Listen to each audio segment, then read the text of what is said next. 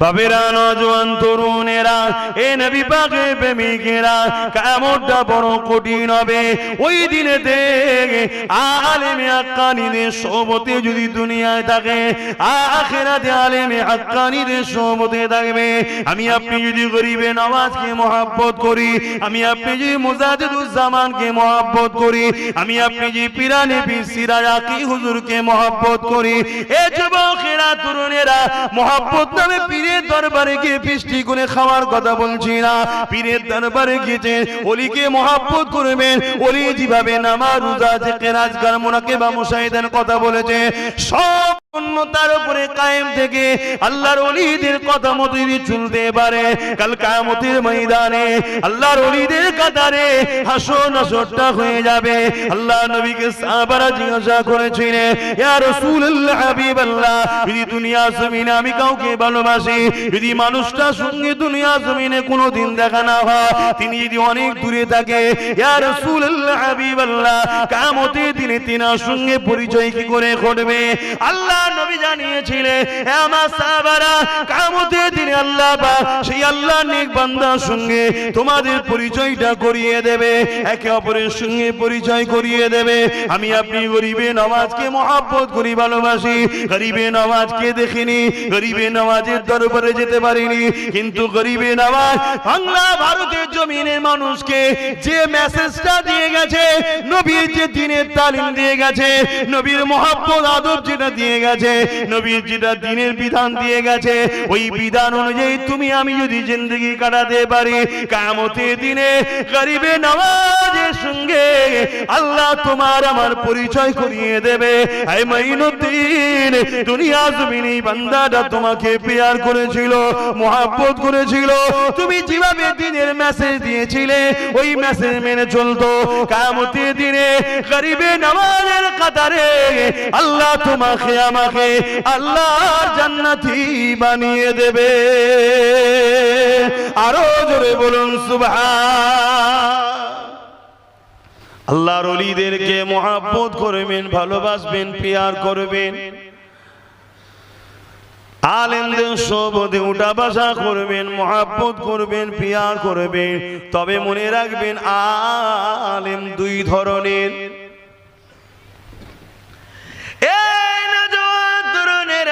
কাল কিয়ামতের ময়দান যেদিন হবে, আল্লাহ পাক যেদিন বিচার নেবে, এই সামান্য রৌদ্র আমরা সহ্য করতে পারছি না। কিয়ামতের দিনে মাথার এক বেগ দেখতে লাখাত উপরে আল্লাহ সূর্যকে নাপিয়ে দেবে, সূর্যের 12 গুণ তাপ আল্লাহ বাড়িয়ে দেবে। ওই সূর্য তাপে দিয়ে মানুষের মাথার ক্ষীণগুণ নাক দিয়ে গলে গলে ঝরে ঝরে পড়তে লাগবে। এ যুবক, তুমি আমি তো আজকে দুনিয়া দুনিয়া দুনিয়া করে পেরেছান। এ যুবক, তুমি আমি তো গান বাজনা যাত্রা ফাংশন লে পেরেছান। এ যুবক, তুমি আমি তো দুনিয়াদার নেতা লিডার লে পেরেছান। মনে রাখবেন, কিয়ামতের দিনে কেউ তোমার আমার হবে না। ওই দিনটা বড় কঠিন দিন হবে, যেদিন আল্লাহ বা বলবে জাহান্নামকে নিয়ে এসে আমার আরশের বাঁ পাশে বেঁধে দাও। 70,000 জিঞ্জির দিয়ে জাহান্নামকে বাঁধা হবে। এক একটা জিঞ্জিরে 70,000 করে ফেরেশতা ধরে রাখবে, তথাপিও জাহান্নামকে ধরে রাখতে পারবে না। জাহান্নাম গর্জন দিয়ে লম্বা লম্বা শিখা বার করে মানুষ দিওকে ধরতে যাবে। ওই দিনটা তো ভয়ানক দিন হবে। তাই আমার বাপ জান, মা জান, বোনেদের, ভাইদের বলে দিয়ে যা, দুনিয়ার লোভ লালসায় পড়ে গিয়ে আখিরাত ভুলে যাবেন না। দুনিয়াদারি করতে গিয়ে আখিরাতকে হারিয়ে ফেলবেন না।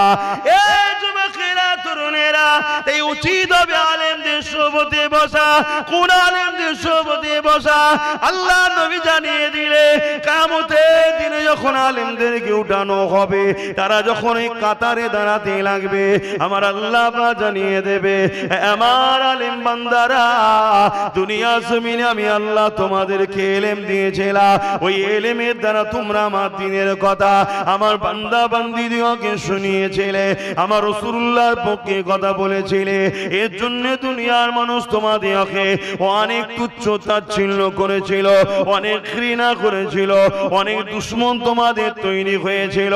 তথাপিও তোমরা নিজের জানের মায়া না করে, নিজের সম্পদের মায়া না করে, দুশমনকে অপেক্ষা করে আমি আল্লাহ আমার জন্য, আমার হাবিবের জন্য হক কথা মানুষের দৌড়ে দৌড়ে দৌড়ে দৌড়ে তোমরা প্রচার করেছো, মাহফিলের মাধ্যমে প্রচার করেছো, মসজিদের মেম্বারে দাঁড়িয়ে প্রচার করেছো, খানকায় দাঁড়িয়ে প্রচার করেছো। আমার আলেম বান্দারা, আজকে দিনে তোমাদের ঘরে কঠিন দিনে দাঁড়াতে হবে না, এই কঠিন ময়দানে মাসনে কষ্ট করতে হবে না। জান জান চলে যান, আমি আল্লাহ আপনাদেরকে বেহিসাব জান্নাতি বানিয়ে দিলাম। আরো জোরে বলুন সুবহান। আল্লাহ পাকের আলেম বান্দারা যখন জান্নাতের দিকে যেতে লাগবে, কোন আলেম বান্দা মন দিয়ে শোনেন, যখন জান্নাতের দিকে যেতে লাগবে ওই সময় একদল বান্দা বান্দি তাদেরকে চিনে ফেলবে। চিনে ফেলবে যে আপনারা দুনিয়ায় মাহফিল করতেন, আমরা তো আপনাদের মাহফিলে বসতাম, আপনারা দুনিয়ায় খানকায় ইলমে মারিফাতের শিক্ষা দিতেন, আমরা গিয়ে তো ইলমে মারিফাতের সবক আমল করেছি। হয়তো আপনাদের মতো অত করতে পারি না, কিন্তু সোহবতে তো গেছি। আপনারাই ওয়াজ করতে করতে বলতেন বুখারীর হাদিস, আমরাও ওয়াজ করেছি, আপনারাও শুনেছেন। কি গো আমার ভাইরা, আমরা বলবো না বলবো না, আপনাদেরকে শোনাবো না, শোনাতে হবে। নাই আপনারা আম মানুষ।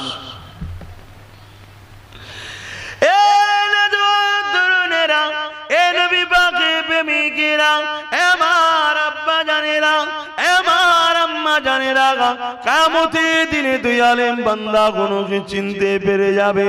চিনতে পেরে গিয়ে বলতে লাগবে, আপনারাই তো আলোচনা করতে আল্লাহ নবী নূহ নবীর হাদিস শরীফ বলতে, নবী পাক জানিয়েছেন বুখারীর হাদিস, এক গ্রাম্য মানুষ আল্লাহ নবী দরবারে চলে আসলেন। আল্লাহ নবীকে সালাম দিয়ে জানতে চাইলেন, ইয়া রাসূলুল্লাহ হাবিবাল্লাহ, কিয়ামতটা কবে হবে? আল্লাহ নবী বললেন, মাআদাত তালাহা, এ বাবা ছেলে, কিয়ামত তো অবশ্যই একদিন একদিন হবে বাবা, তবে কিয়ামতের জন্য তুমি কি করেছো বাবা? কেননা কিয়ামত অবশ্যই হবে, এর মধ্যে কোনো সন্দেহ মিথ্যা নাই। সূরা ওয়াকিয়ার মধ্যে আল্লাহ জানিয়ে দেন, ইযা ওয়াকাতিল ওয়াকিয়া লাইসা লিওয়াকাতিহা কাযিবা, এই ওয়াকিয়া কখনো মিথ্যা হতে পারে না, এই ঘটনা অবশ্যই ঘটবে, কিয়ামত হবে। বাবা ছেলে রে, তুমি কি করেছো বলো? ওই কিয়ামতের জন্য কি প্রস্তুত নিয়েছো? কেন আল্লাহ কোরআনে জানিয়ে দিল, ওয়াল তানজুরু নাফসুম মা কদ্দামাত লিগা, প্রতিটা নফসের উচিত পরকালে বড় চিন্তা করা। কেন পরকালটা বড় কঠিন জায়গা হবে, কবর থেকে শুরু হবে এই আখিরাতের মঞ্জিলের প্রথম গাড়ি কবর, এটা বড় কঠিন হবে। তাই নবী পাক জিজ্ঞাসা করতে লেগেছে, মাআদাত তালাহা, এ বাবা ছেলে রে, তুমি কি করেছো বলো? ওই ছেলেটা বলতে লেগেছে, ফাকা মাআদাত তালাহা কাসীরা সালাতি ওয়া সিয়ামি, ইয়া রাসূলুল্লাহ হাবিবাল্লাহ, বেশি বেশি নামাজ রোজা করতে পারি না, ইল্লা তবে আন্নী উহিব্বুল্লাহ ওয়া রাসূলুহু, আমার অন্তরে, আমার কলবে, আমার হৃদয়ে সব থেকে বেশি আল্লাহ ও নবীকে ভালোবাসি। এই যুবকেরা, তরুণেরা, আলেমে হাক্কানীদের একটা নমুনা হলো, 100টা যদি শরীয়তের কথা বলে 70 থেকে 60টা নবী নবী নবী শান মর্যাদা শিখাবে। কেননা নবী পাক হলো ঈমান, নবীকে মহব্বত করা, আদব করা হলো ঈমান। নবী হলো শরীয়তের মূল, নবীর উঠা বসা, চাল চলন, কথা বাদা, এটাই তো দ্বীন ইসলাম। আল্লাহ কোরআনে তাই জানিয়ে দিলে, মা তাকুমুর রাসূল ফাকুযুহু ওয়া মা নাহাকুম আনহু ফান্তাহু, এ দুনিয়ার মানুষেরা, আমার নবী যা আদেশ করেছে মেনে নাও, আমার নবী যা নিষেধ করেছে ছেড়ে দাও, আমার নবী যা দিচ্ছে নিয়ে নাও, নবী যা ছাড়তে বলেছে ছেড়ে দাও, তবেই তোমরা কামিয়াবি হয়ে যাবে। কারণ নবী পাক হলো শরীয়তের মূল, আমার নবী যা করেছে ওটাই ইসলাম, নবী যা ছাড়তে বলেছে ওটাই ইসলাম। এ যুবকেরা, তাই নবী পাক সাল্লাল্লাহু আলাইহি ওয়াসাল্লাম ওই ছেলেটা মেয়েটা বলতে লাগলো, ইয়া রাসূলুল্লাহ হাবিবাল্লাহ, আমি আমার হৃদয়ে আমার কলবে সব থেকে বেশি আপনাকে রাসূলকে ভালোবাসি। এর মানে এটা নয় ভালোবাসবো আর নামাজ পড়বো না, ভালোবাসবো রোজা রাখবো না, ভালোবাসবো গেঁজা খাবো, ভালোবাসবো এমন করে আমার নবী স্লোগান দেবো আর গালেতে গুটকা শুরু করে নানা রকম জিনিস দিয়ে রাখবো। এটা মুহাব্বতের নামে ভণ্ডামি করা হবে। মুহাব্বত কাকে বলে? মুহাব্বত সাহাবা হুজুর থেকে শিক্ষা নেন। এক সাহাবী আমার নবী পাকের দরবারে আসলে, ইয়া রাসূলুল্লাহ হাবিবাল্লাহ, আমি আপনার কাছে বায়াত হতে চাই, তবে আমি 5 ওয়াক্ত নামাজ পড়বো না, 3 ওয়াক্ত পড়বো। ক ওয়াক্ত? কিন্তু আল্লাহ নামাজ ফরজ করেছে ক ওয়াক্ত? নবী পাক বললেন, ঠিক আছে 3 ওয়াক্তই পড়বি, আয়। ফতোয়া দেবেন নাকি? নবীর শরীয়তের মূল, নবীর ক্ষমতা আছে 5 ওয়াক্তকে 3 ওয়াক্ত করে দিবার। কথা বোঝা আসছে না? নাই, ওটা তোমার আমার নাই। ভাবে কোরআনের ঘোষণা আছে, হ্যাঁ কোরআনে আছে, আমিও জানি কোরআনে আছে, আমি জানি কোরআনের আয়াতকে নাসিখ মনসুখ আল্লাহ করেছে না করেনি? তো হুজুরের জন্য আল্লাহ সব করবেন, জোরে বলুন সুবহানাল্লাহ। তাহলে আমার নবী বললেন, ঠিক আছে 3 ওয়াক্তই পড়বে, আসো বায়াত তো হও, ঢোকো তো। যুবকেরা, তরুণেরা, মুহাব্বত কাকে বলে শোনেন। ওই সাহাবীটা নবী পাকের হাতে হাত দিয়ে বায়াত হয়ে গেলেন। তারিখে হাদিসে বলে, ওই সাহাবীটা জীবনে কোনোদিন 3 ওয়াক্ত নামাজ পড়েনি, সারা জীবনটা 5 ওয়াক্তই নামাজ পড়েছে। সাহাবীকে জিজ্ঞাসা করা হলো, আপনি তো বায়াত নিলেন 3 ওয়াক্ত নামাজ পড়বেন বলে, 5 ওয়াক্ত কেন পড়তেছেন আপনি? সাহাবী বলে, কি করে আমি 2 ওয়াক্ত না পড়ে থাকি? আমার মাহবুব, আমার ভালোবাসা নূর নবী 5 ওয়াক্ত পড়ছে, আর আমি প্রেমের নামে 3 ওয়াক্ত পড়বে। এটা কেমন প্রেম? আমি আমার নবীকে ভালোবাসি, তে আমার প্রেমিক আমার ভালোবাসা 5 ওয়াক্ত পড়ে, তে আমিও থাকতে পারি না, আমিও 5 ওয়াক্তই পড়ে যাই। প্রেম কাকে? আল্লাহ আল্লাহ। প্রেম কাকে বলে? নিজেকে তার মতো করে সাজিয়ে তোলা। নবীকে প্রেম করলে নবীর মুখে দাঁড়িয়ে ছিল, আমাদেরও রাখতে হবে অরিজিনাল প্রেম। নবী টুপি পরতেন, পাগড়ি পরতেন, আমাদেরকেও নবীর সুন্নাত টুপি পরতে হবে, জুব্বা পরতে হবে। নবী নামাজ পড়তেন, নবী রোজা রাখতেন, নবী হজ করতেন, নবী যাকাত দিতে বলেছেন। নবী কখনো গরিবের হক মারেনি, গরিবের হক দিয়েছে। নবী গরিবের পক্ষে দাঁড়িয়ে জালিমদের বিরুদ্ধে সংগ্রাম করেছে, তবেই তো প্রেমিক বাপ। শুধু বড় বড় ঝান্ডা লেগিয়ে দিয়ে স্লোগান দিলেই প্রেম হয় না।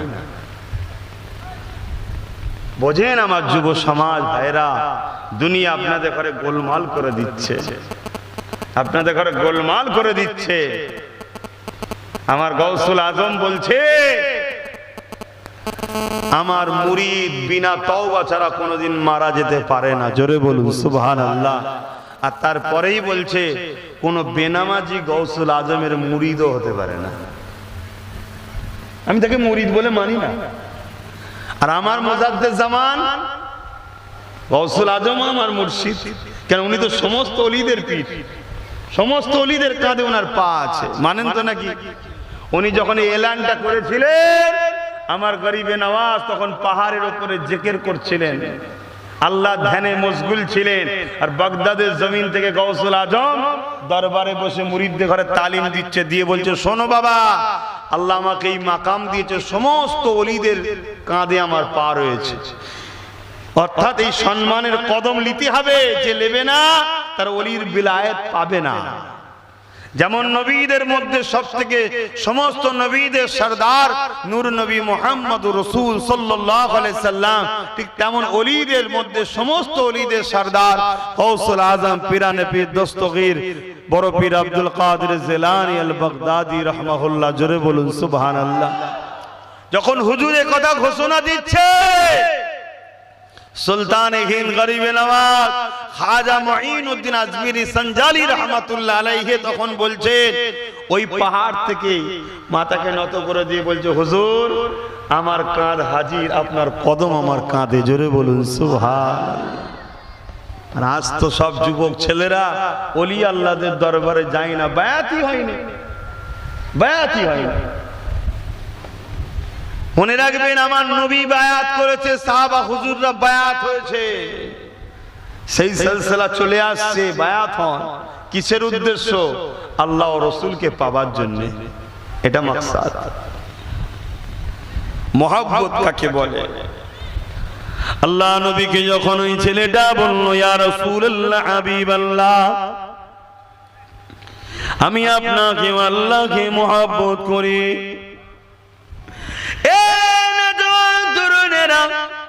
হুজুর ফরজ নামাজ, ফরজ রোজা, ফরজ হজ, ওয়াজিব নামাজ রোজা এমন করে সে গুনাহ আদায় করেছে। আর রাসূলুল্লাহ হাবিবাল্লাহ সুন্নতে মুআক্কাদা আমল করেছে, বেশি আমল ছাড়া করতে পারে না।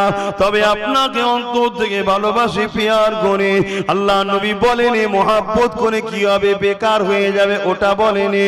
নবী আমার জানিয়েছিলেন, এ বাবা সাহাবী শুনে রেখে দাও, আল মারউ মা মান হাব্বা, দুনিয়ায় যে যাকে মুহাব্বত করবে সে তার সঙ্গে আল্লাহর জান্নাতে চলে যাবে। আরো জোরে বলুন সুবহান।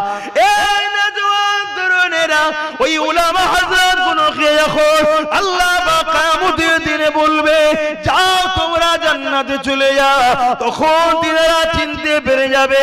ওই মানুষগুলো ধর করিয়ে বলতে লাগবে, দুনিয়া জমিনে আপনারা এই আলোচনা করতেন, এই ওয়াজ আমাদেরকে শুনিয়েছেন, তাই আমরা আপনাদেরকে পেয়ার করতাম, আপনাদের মজলিসে গিয়ে বসতাম, আপনাদের খানকায় গিয়ে বসতাম, আপনাদের দ্বীনি তালিমে গিয়ে বসতাম, আপনাদের পেছনে ইক্তেদা করে নামাজও আদায় করেছি।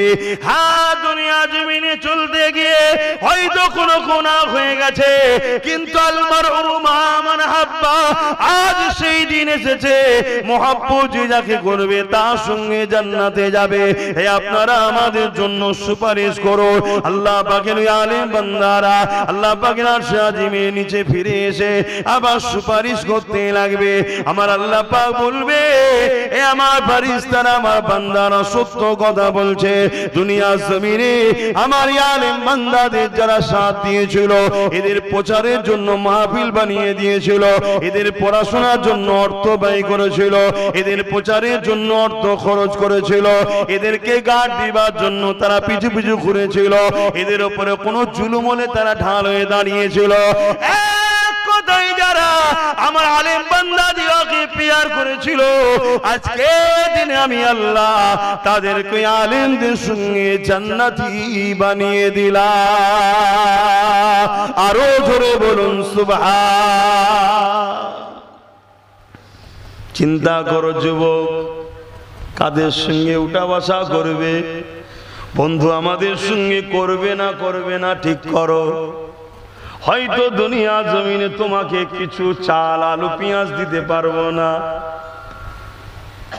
হয়তো দুনিয়া জমিনে কোনো মিথ্যা কাজে ধরা পড়ে গেলে প্রশাসনকে বলে ছাড়িয়ে হয়তো দিতে পারবো না, কিন্তু আলেমদের সোহবতে যদি থাকো, মিথ্যা কাজ করা থেকে তোমাকে একদিন দূরে সরিয়ে রাখবে। এবং আলেমদের সোহবতে যদি থাকো, দুনিয়া জমিনে তোমাকে কল্যাণের রাস্তা দেখাবে, আখিরাতেও আল্লাহর জান্নাতে আলেমদের সোহবতে থাকার জন্য নসিবে হবে।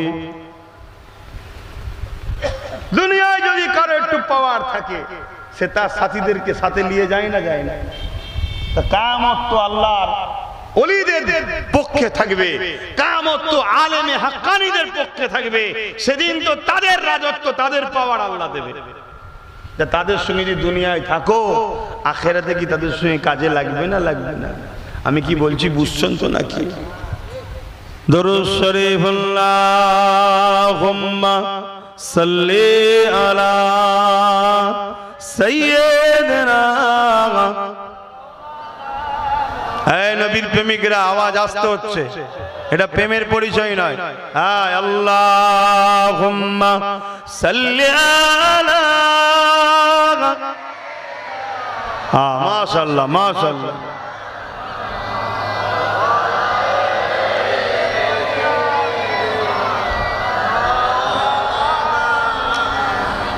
फलक पर चाँद जैसा है, नबी का नाम ऐसा है। आरो जोरे, ए दुनिया চাইছে আমার নবীর নামকে মুছে দেবো। যারা নবীর নামকে মুছতে চায় ওই মানবরূপী পশুদের বলি, শোন, পৃথিবীর সব কুকুর যদি চাঁদ রাত্রে আকাশের দিকে তাকিয়ে, পূর্ণিমা চাঁদের দিকে তাকিয়ে ঘেউ ঘেউ করে, চাঁদ কিছু হবে নাকি? চাঁদের কিছু যায় আসে? ওই চাঁদটাও হলো আমার আমেনার লালের গোলাম। জোরে বলুন সুবহানাল্লাহ। গোলাম মানেন না? মানেন না?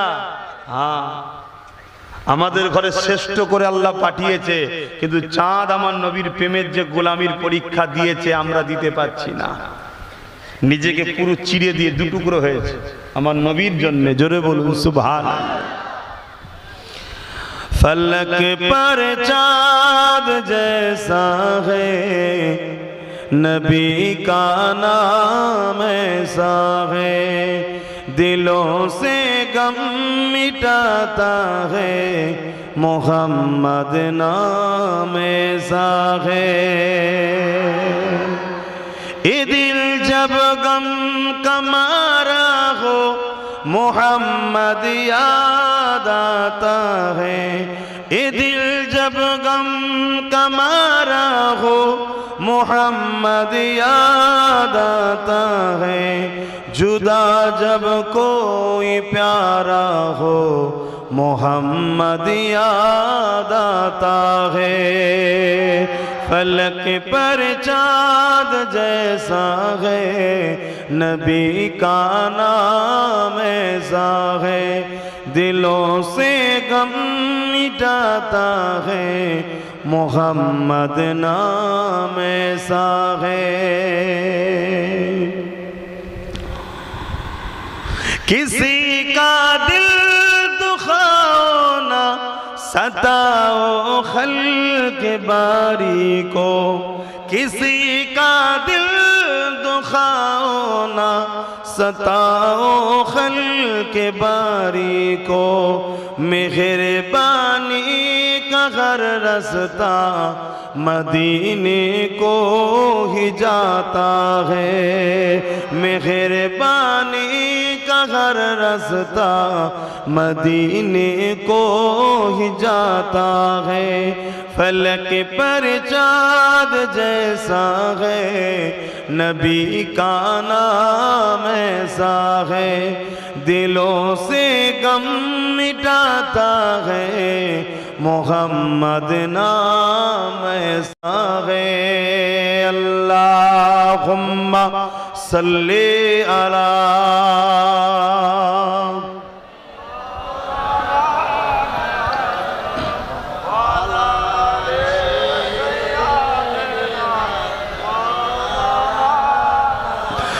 মুসলমান ঘরের ছেলেমেয়েরা, তরুণেরা, বাপেরা, এ নবী পাকের প্রেমিকেরা, আলেমে হাক্কানীদের সাথী।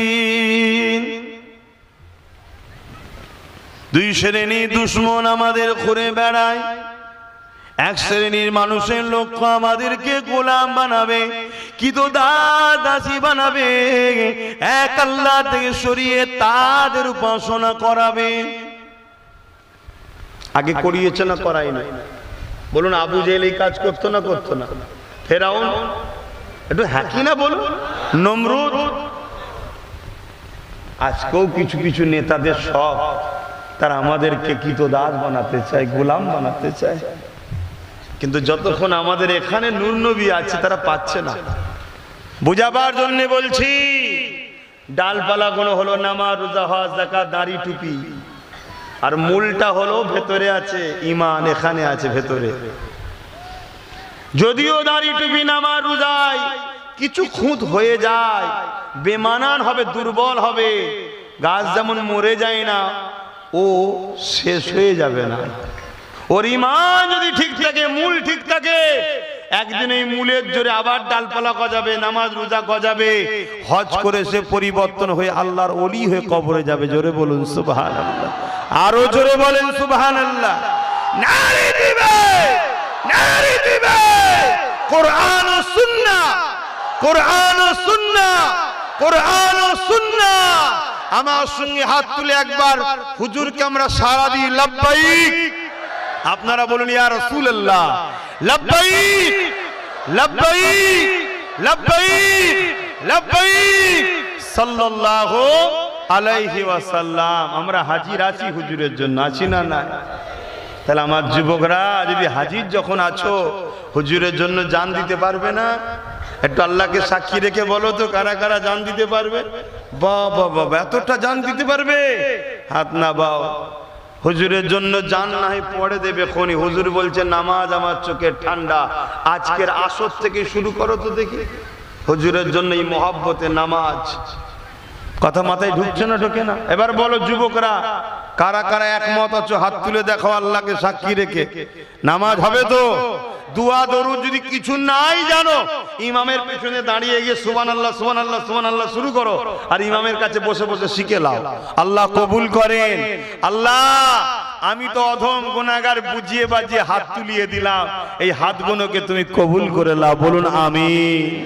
হযরত বাইজিদ বুস্তামি যেমন এক চরিত্রহীন নারীর কাছে গিয়ে নামাজের মুসাল্লায় তুলে দিয়ে বলেছিল, আল্লাহ আমি বাইজিদ, আমার এতটুকু কাজ ছিল, তাকে নামাজের মুসাল্লায় আমি তুলে দিয়েছি। আল্লাহ একে আপনি আপনার বানিয়ে না। চোখের পানি ছিঁড়ে দেয় নইটা না, চোখের পানি ছিঁড়ে দেয় নারীটা।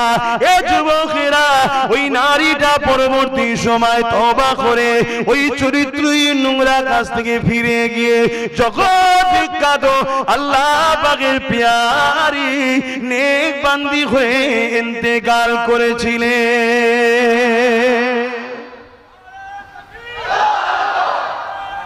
আল্লাহ জিন্দাবাদ, আল্লাহ। তাহলে চিন্তা করেন, পরিবর্তন হন ভাইয়েরা। আমি কি, আমরা কি উলামারা আপনাদের ক্ষতি করছি? যুবকরা, তোমরা যদি নামাজ পড়ো কত সুন্দর হবে বলো তো। তোমরা যখন কপালটা নত করে দেবে, তোমাদের কপালটা কোথায় গিয়ে পড়বে বলো? এ বিষয়ে একটা ছোট্ট কথা মনে পড়েছে, একটু বলবো। হয়তো আপনারা সবাই জানেন, তারপরও একটু শোনাচ্ছি। আমার নবীকে আল্লাহ বলছেন, হাবিব আপনি ওয়াজ করেন, আপনি ওয়াজ করেন, বেশি বেশি করে ওয়াজ করেন। কারো যদি কাজে না লাগে, মুমিনদের কাজে লাগবে। জোরে বলুন সুবহানাল্লাহ। আমার কথা শুনে এখানে বসে কে কতটা কি নেবে জানি না, কিন্তু এতটুকু জানি এই 2 ঘন্টা যতক্ষণ বসে আছে, এই 2 ঘন্টা আল্লাহর রহমত পাচ্ছে, সুবহানাল্লাহ বলছে, নেকি হচ্ছে, দরুদ শরীফ পড়ছে। এই 2 ঘন্টা তো কমসে কম এদের উপর আল্লাহ খুশি হলো। জোরে বলুন সুবহানাল্লাহ। তাহলে ভালো জায়গা না খারাপ জায়গা? তাহলে উলামাদের কাছে এলে ভালো না খারাপ? তবে আমি আবার একবার বলবো, যারা আল্লাহর ওলিদেরকে ঘৃণা করে আর নবীর শান শওকত ছোট করে, ওরা হলো মুনাফিক বক্তা, ওদের থেকে দূরে থাকবে। আর একটা কথা মনে রাখবেন, কিছু ওলির নামে আবার ভণ্ডও বেরিয়েছে, এটাও শুনে রাখেন। তো ওলি না ওলি নয় চিনবেন কি করে? যার মধ্যে নবীর সুন্নাত নেই, সে যত আকাশে উড়েও যায়, জানবেন এ ভণ্ড। কথা কিছু বুঝলেন না? বুঝলেন না? চিনার মাপকাঠি হলো নবীর সুন্নাত আছে কি দেখবেন। নবীর সুন্নাত নেই, আমরা নেই। হযরত শাহ ওলিউল্লাহ মুহাদ্দিস দেহলভী রহমাতুল্লাহ আলাইহি, আব্দুল হক মুহাদ্দিস দেহলভী রহমাতুল্লাহ আলাইহি নাম শুনেছেন আপনারা? দিল্লিতে মাজার আছে, কখনো গেলে জিয়ারত করবেন। দিল্লিতে হসপিটালটার নাম ভুলে যাচ্ছি, কি হসপিটাল বেশ, তার পিছন দিকে হুজুরের মাজার মুবারক আছে। ওখানে পুরো মুহাদ্দিস পরিবার হুজুররা রয়েছে। ভারতবর্ষের সর্বপ্রথম হাদিস যিনি নিয়ে এসেছেন, সে যে কোনো সিলসিলার হোক, যে হাদিস বলবে মুহাদ্দিস হুজুরকে নিতে হবে। আব্দুল্লাহ মুহাদ্দিস দেহলভী রহমাতুল্লাহ আলাইহি, উনি একদিন আমার নূর নবীর দরবারে গেলেন। আমার নূর নবীর দরবারে গিয়ে বলছি, ইয়া রাসূলুল্লাহ, আমি ঘর বাড়ি সবকিছু ছেড়ে দিয়ে আপনার কদমে এসেছি, হুজুর আপনি আমাকে থাকার জায়গা দেন, আপনার কাছে আমাকে রেখে দেন। রাত্রিরে হুজুর নামাজ পড়ে শুয়েছে, নূর নবীকে খবে দেখছে। জোরে বলুন সুবহানাল্লাহ। হে যুবক, নবীকে যদি দেখতে চাও বেশি বেশি দরুদ পড়বে, পাক পবিত্র হালে শোবে এবং উযু করে শোবে আর হালাল খাবে। আল্লাহর নবী, নূর নবী, দয়ার নবী বলছেন, মুহাদ্দিস সাহেব আপনি আমার কাছে এসেছেন, আপনাকে আমি হিন্দুস্তানে যেতে বলছি, আপনি হিন্দুস্তানে চলে যান, ওখানকার মানুষকে গিয়ে দ্বীনের তালিম দেন। বলুন সুবহানাল্লাহ। আমার নবী হিন্দুস্তানকে কত ভালোবাসে, খাজা গরিবে নওয়াজকেও তো আমার নবী পাঠিয়েছে। জান, যদি গরিবে নওয়াজ না আসতো আমরা সব আল্লাহ চিনতে পারতাম? একটু হাকি না বলে, আমরা তাহলে জান্নাতের কি আশা করতে পারতাম? আমরা আল্লাহ মাফ করুক সব শিরক মুশরিক হয়ে কাফের বেঈমান হয়ে আমাদের পূর্বপুরুষরা সব জাহান্নামে যেত, আমরা ওই রাস্তায় থাকতাম। আমার গরিবে নওয়াজের ওসিলায় আহা হিন্দুস্তানের মানুষ 90 লক্ষ মানুষ শিরকি ছেড়ে দিয়ে একত্ববাদ, এক আল্লাহ ও রাসূলকে চিনেছে। জোরে বলুন সুবহানাল্লাহ। আর তাদের আন্ডা টান্ডা নিয়ে, ছেলে পুলে নিয়ে আজকে তো কিছু কম বেশি, আরে কে কি হিসাব দিচ্ছে ছাড়ো, আমার হিসাব শোনো, 60 কোটির কাছাকাছি গরিবের নওয়াজের মাননেওয়ালা আছে। জোরে বলুন সুবহানাল্লাহ। আরো জোরে বলবেন না? আরে দিবে তো ভাইয়ের আমার, গরিবে নওয়াজ আজমিরি সঞ্জালি হুজুরকে আমার নবী পাঠিয়েছে, আব্দুল্লাহ মুহাদ্দিস দেহলভী হুজুরকে আমার নবী পাঠাচ্ছে। জান মুহাদ্দিস সাহেব, আপনি যান। উনি সকালে উঠে ফজরের নামাজ দরবারে পড়ে আল্লাহর নবীকে বলছে, হুজুর আপনি আমাকে আপনার থেকে সরিয়ে দেবেন না, আমার আপনার কাছে থাকা ইচ্ছা, আমি আপনার দরবারে থাকবো, আপনার রওজায় থাকবো, আপনি আমাকে সরিয়ে দেবেন না। পরের দিন রাত্রিরে আবার শুয়েছে, আল্লাহর নবী খবে দেখা চায়, বাবা মুহাদ্দিস সাহেব আমি তোমায় হুকুম করছি তুমি হিন্দুস্তানে যাও। জোরে বলুন সুবহানাল্লাহ। শোনো বাবা, তুমি যদি আমার দরবারে থাকো, আমার দরবার দেখবে, রওজা দেখবে, কিন্তু তুমি যদি হিন্দুস্তানে যাও, যখন চাইবে তখনই নূর নবী তোমার নবীকে দেখতে পাবে। জোরে বলুন সুবহানাল্লাহ। আরো জোরে বলুন সুবহানাল্লাহ। হায় হায় হায় হায়, কখনো ভেবে দেখেছেন কি মানুষ তিনারা?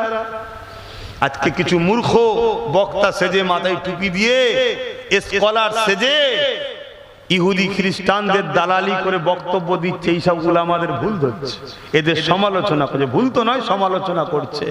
অথচ ও জাহিলদের জিজ্ঞেস করো, জীবনে কোনোদিন নবী ডাইরেক্ট চেহারা পিছন থেকেও দেখতে পেয়েছিস কি? কপালে চোখে, কপাল ফাটা, অথচ ইনাদের ভুল ধরছে। কথা বলছে, আপনাদের অসুবিধা নেই? আপনাদের অসুবিধা হচ্ছে না তো? আরে আপনারা তো আমাদের ঘরের সন্তান, আপনাদেরকে বুঝাবো না? বাবেরা, নওজোয়ান তরুণেরা, এ নবী পাকের প্রেমিকেরা, কিয়ামতটা বড় কঠিন হবে। ওই দিনেতে আলেমে হাক্কানীদের সোহবতে যদি দুনিয়ায় থাকে, আখিরাতে আলেমে হাক্কানীদের সোহবতে থাকবে।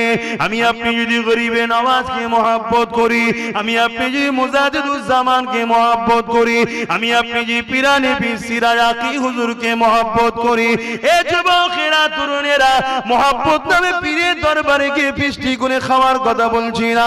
পীরের দরবারে গিয়ে ওলিকে মহব্বত করবেন, ওলি যেভাবে নামাজ রোজা জিকির আজকার মুনাকিবা মুশাহিদার কথা বলেছে, সব তার উপরে কায়েম থেকে আল্লাহর ওলিদের কথা মতো যদি চলতে পারে, কাল কিয়ামতের ময়দানে আল্লাহর ওলিদের কাতারে হাসর নাসরটা হয়ে যাবে। আল্লাহ নবীকে সাহাবারা জিজ্ঞাসা করেছিলেন, ইয়া রাসূলুল্লাহ, হাবিবাল্লাহ, যদি দুনিয়া জমিনে আমি কাউকে ভালোবাসি, যদি মানুষটার সঙ্গে দুনিয়া জমিনে কোনোদিন দেখা না হয়, তিনি যদি অনেক দূরে থাকে, ইয়া রাসূলুল্লাহ, হাবিবাল্লাহ, কিয়ামতের দিনে তিনার সঙ্গে পরিচয় কি করে ঘটবে? আল্লাহ নবী জানিয়েছিলেন, হে আমার সাহাবারা, কিয়ামতের দিনে আল্লাহ পাক সেই আল্লাহর নেক বান্দার সঙ্গে তোমাদের পরিচয়টা করিয়ে দেবে, একে অপরের সঙ্গে পরিচয় করিয়ে দেবে।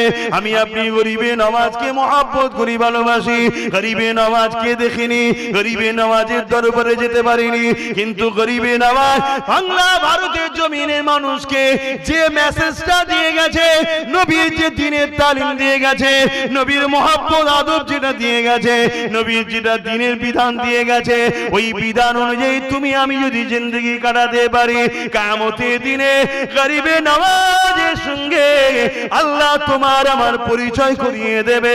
হে মাইনুদ্দিন, দুনিয়া জমিনে বান্দাটা তোমাকে প্যার করেছিল, মহব্বত করেছিল, তুমি যেভাবে দ্বীনের মেসেজ দিয়েছিলে ওই মেসেজ মেনে চলতো, কিয়ামতের দিনে গরিবে নওয়াজের কাতারে আল্লাহ তোমাকে আমাকে আল্লাহর জান্নাতি বানিয়ে দেবে। আরো জোরে বলুন সুবহান।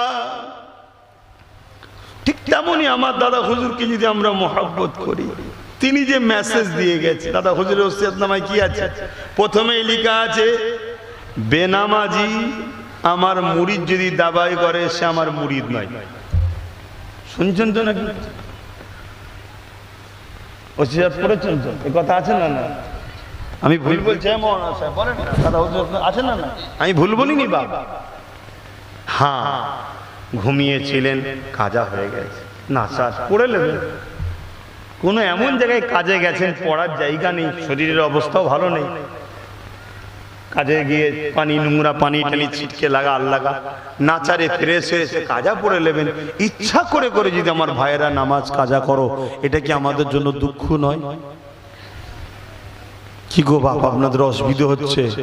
বসে পড়ে ফেঁসে গেছেন, নামাজ পড়বেন। আল্লাহ আমাদেরকে হেদায়েত করো, বলুন আল্লাহুম্মা আমিন। আল্লাহ নবী জানালেন, যখন কোন বান্দা বান্দি জমিনে মাথা নত করে দেয়, আল্লাহু আকবার বলে মাথা নত করে দিয়ে সুবহান রাব্বিল আলা তাসবিহ পড়তে থাকে, আল্লাহ নবী জানিয়ে দিলেন ওই সময় ফেরেশতারা জিজ্ঞাসা করতে লাগে, ফেরেশতাদিগকে আল্লাহ পাক বলতে লাগে, এ আমার ফেরেশতারা ওই বান্দা বান্দি কি বলে দেখো।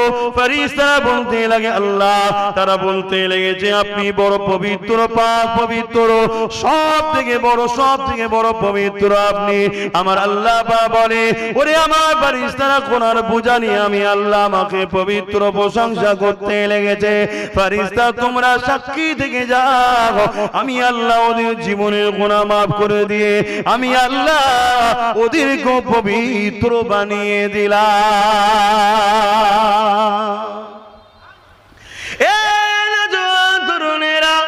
তুমি আমি যখন জমিনের উপরে মাথা নত করব, তোমার আমার মাথাটা মার্বেলের মসজিদে নামাজ পড়লে মার্বেলে পড়বে, মকবুলের উপরে নামাজ পড়লে মকবুলে পড়বে, মাটির উপরে নামাজ পড়লে মার্বেলে পড়বে। কিন্তু শুনে রেখে দাও, যাদের অন্তরে নবীর প্রেম ও আদব রয়েছে, ইমানদাররা যখন মাথা নত করে, আল্লাহ নবী জানিয়ে দিলেন ওই কপালটা আল্লাহ পাকের কুদরতি কদমে পড়ে যায়। আরো জোরে বলুন সুবহান। তাহলে আশা রাখবো আমরা নামাজ, আমার ভাইয়েরা যুবকরা আর মিস হবে না তো? ইচ্ছা করে আর হবে না তো? বলেন না, জান দেবেন বললেন, এই কথাটা বলুন। নবী বললেন নামাজ আমার চোখের ঠান্ডা, ইচ্ছা করে কাজা করবেন না তো? কথা দিচ্ছেন? আর একবার আল্লাহকে সাক্ষী রেখে হাত তুলে বলুন, নামাজ ইচ্ছা করে কাজা করবেন না তো? কথা দিচ্ছেন? নামাজ ইচ্ছা করে কাজা করবেন না তো?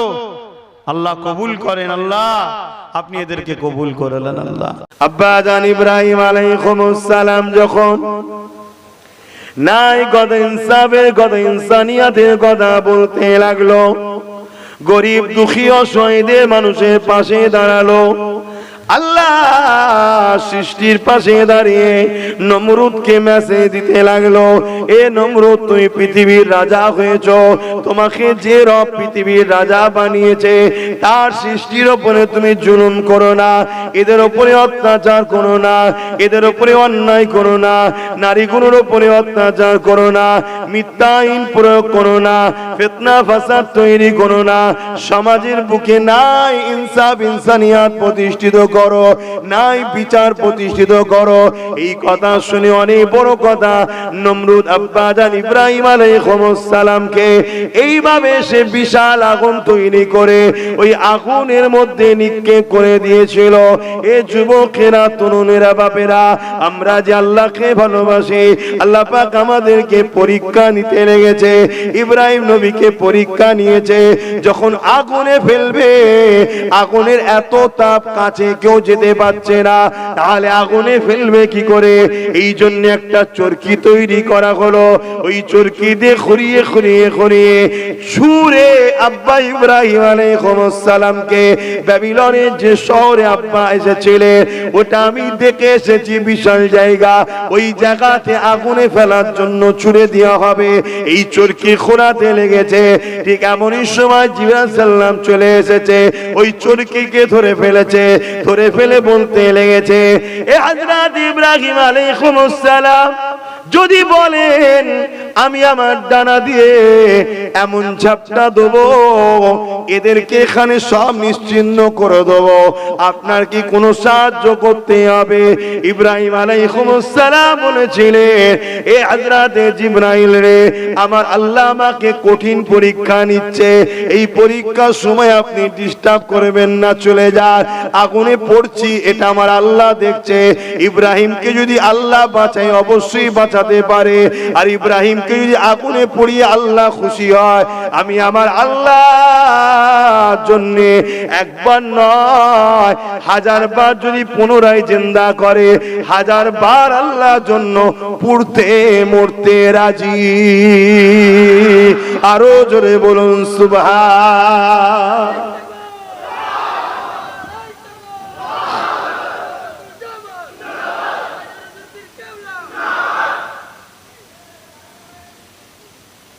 আমাদের আব্বাজান হন তো ইব্রাহিম নবী।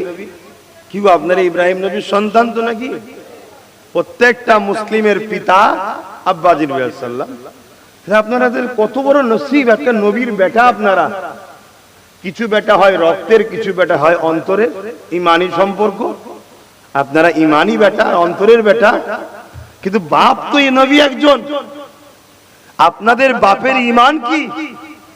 আগুনে পড়ছে, এই অবস্থায় ফারিস্তা জিবরাইল এসেছে, তাকেও বলছে না, আল্লাহ দেখছে। যদি আল্লাহ ইব্রাহিমকে বাঁচাতে চান, বাঁচবো। আর যদি পুড়িয়ে তিনি খুশি হন, আল্লাহর খুশির জন্য আমি 1000 বার পুড়তে রাজি, কিন্তু আল্লাহ ছাড়া অন্য কারো কাছে সাহায্য চাইতে রাজি। জোরে বলুন। আমরা তো সেই বাপের সন্তান। আমাদের দশাটা কি বলুন? আমরা তো আল্লাহ ছাড়া সবার কাছেই হাত পাতি, শুধু আল্লাহর কাছেই পাতি না। আমরা আল্লাহ ছাড়া সবার উপরেই ভরসা করি, শুধু আল্লাহর উপরে ভরসা করি না। কথা কি খুব ভুল বলে ফেললাম? আমাদের ক্যারেক্টার, আমাদের চরিত্র, আমাদের আদর্শ, আমরা রং রুটে যাওয়ার জন্যই তো আজকে আমাদের উপরে জালিমদের ঘরে আল্লাহ বসিয়ে দিয়েছে, আমাদেরকে সাইজ করার জন্য। কোরআনের সূরা বাকারার মধ্যে আল্লাহ বলছেন, তোমায় যখন আমি আল্লাহ আমার রাসূলকে ভুলে যাবে, যাদের ঘরে তোমরা আপন করে নেবে, আমি আল্লাহ তাদের হাতে তোমাদেরকে জিল্লাত দেব, তাদের হাতে আমি আল্লাহ তোমাদেরকে শাস্তি দেব। আজকে মসজিদগুলো ফাঁকা যায়, আর বেঈমান নেতাদের মিটিং মিছিলে কোনোদিন লোকের অভাব নাই। তাহলে আল্লাহ আমাদেরকে ছাড়বে? ওই বেঈমানদের হাতেই দেখুন আজকে আমাদের মসজিদ সুরক্ষিত নয়। যাদেরকে আমরা মাথায় তুলে নাচলাম, তারাই দেখুন আমাদের মসজিদকে এখন ভেঙে ফেলার প্ল্যান করছে। তারাই দেখুন আমাদের মসজিদের বিরুদ্ধে আইন তৈরি করছে। কথা কিছু মাথায় ঢুকছে না? ঢোকেনি? আল্লাহর কথা মিলছে? আচ্ছা, পৃথিবীর সব মসজিদ যদি ভেঙে যায়, আমার আল্লাহর রাজত্ব চলে যাবে? এই আল্লাহর জায়গায় অন্য কেউ বসবে নাকি? পৃথিবীর সব মাদ্রাসা যদি বন্ধ হয়ে যায়, আরে আমার রাসূলের পাক সাল্লাল্লাহু আলাইহি ওয়াসাল্লামের কোনো ক্ষতি আছে? অন্ধকার জিহালাত যদি শুরু হয়, ক্ষতি তো তোমার আমার। যেদিন নাই ছিল না, ইনসাফ ছিল না, মনুষ্যত্ব ছিল না, আবু জেহেলের সাম্রাজ্য চলছিল, ওই দিন বাপ বেটির সাথে, বেটি ভাই মায়ের সাথে, ছেলে মায়ের সাথে, এবং বাপ নিজের মেয়েকে জ্যান্ত পুঁতে দিতে। এই ছিল পৃথিবীর চরিত্র। তোমরা যদি মনে করো আবার সেই চরিত্র ভালো, তাই ইসলামকে মোছো। হ্যাঁ, যেখানে ইসলাম মুচা হচ্ছে আমরা দেখছি তো, গুকে পর্যন্ত খাওয়া ছাড়েনি, মুখকে পর্যন্ত খাওয়া ছাড়েনি। সমাজে ঘটছে না ঘরে না? নিজের বাপকেও বে করছে, নিজের মেয়েকেও বে করছে, নিজের মাকেও বে করছে। সমাজের মধ্যে ঘটছে না ঘটে না? কেন? ইসলামের আদর্শ নেই, তাই ইসলাম আস্তে আস্তে চলে যাচ্ছে। আল্লাহ বলেছেন না যে আমি ইসলাম এলেম, এলেম বলতে কি মানে দিনের জ্ঞান, এলেম আমি উঠিয়ে নেবো। চুরি করা এলেম তুলবে না, দিনের জ্ঞান তুলবে।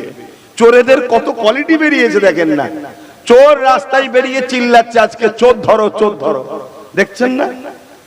চোর মিছিল করছে চোর ধরো চোর ধরো চোর ধরো। চোরেদের কোয়ালিটি কত বেরিয়েছে। আমার কথা অসুবিধা হচ্ছে? আল্লাহ পাকের নবী কি বললেন? যে আখিরি জামানায় এলেম উঠিয়ে নেওয়া হবে। এলেম বলতে কি?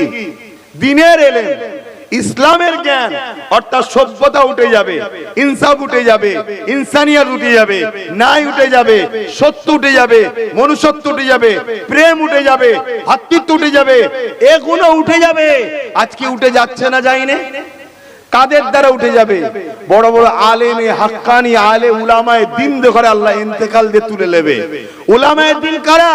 যারা এই সমাজকে সভ্যতা দেয়, ইনসাফ দেয়, ইনসানিয়াত দেয়, ন্যায় দেয়, এতিমের হক শিখায়, বিধবার হক শিখায়, মা-বাপের মর্যাদা শিখায়, গরিবকে ভালোবাসা শিখায়, নিজের মুলক, নিজের মাতৃভূমিকে নিরাপদে রাখার কথা শিখায়। এরাই হলো তো উলামায়ে হক। শুধু নামাজ পড়ো, রোজা রাখো, আর বাকি ঘুষ, জেনা, ব্যভিচারী, লুট কাটারি যা পারো করো, এ বিষয়ে কোনো কথা বলবে না। এরা কখনো উলামায়ে হক নয়। উলামায়ে হক যেমন নিজের ব্যক্তি জীবনের জন্য তোমার দাসত্বের জন্য সেজদা করা দরকার, রোজা করা দরকার, মালদার হজ করা দরকার, যাকাত দেওয়া দরকার, তেমন প্রতিবেশীকে ঠিক রাখার জন্য তোমাকে শিখাবে এতিমকে ভালোবাসো, বিধবাকে ভালোবাসো, মা বাপকে সম্মান করো, বড়দের সম্মান করো, ছোটদের স্নেহ করো, নিজের রাষ্ট্রকে ভালোবাসো। রাষ্ট্রবাসী যে কোনো ধর্মের হোক, তোমার প্রতিবেশী, তাদেরকে প্যার করো। কেন? রাসূল বলেছেন যে প্রতিবেশীকে আঘাত করে সে আমি নবী, আমার কেউ নয়। শুনছেন তো নাকি? তাহলে মুসলমান বুকে হাত দিয়ে বলো আমাদের প্রতিবেশী কারা? বলো।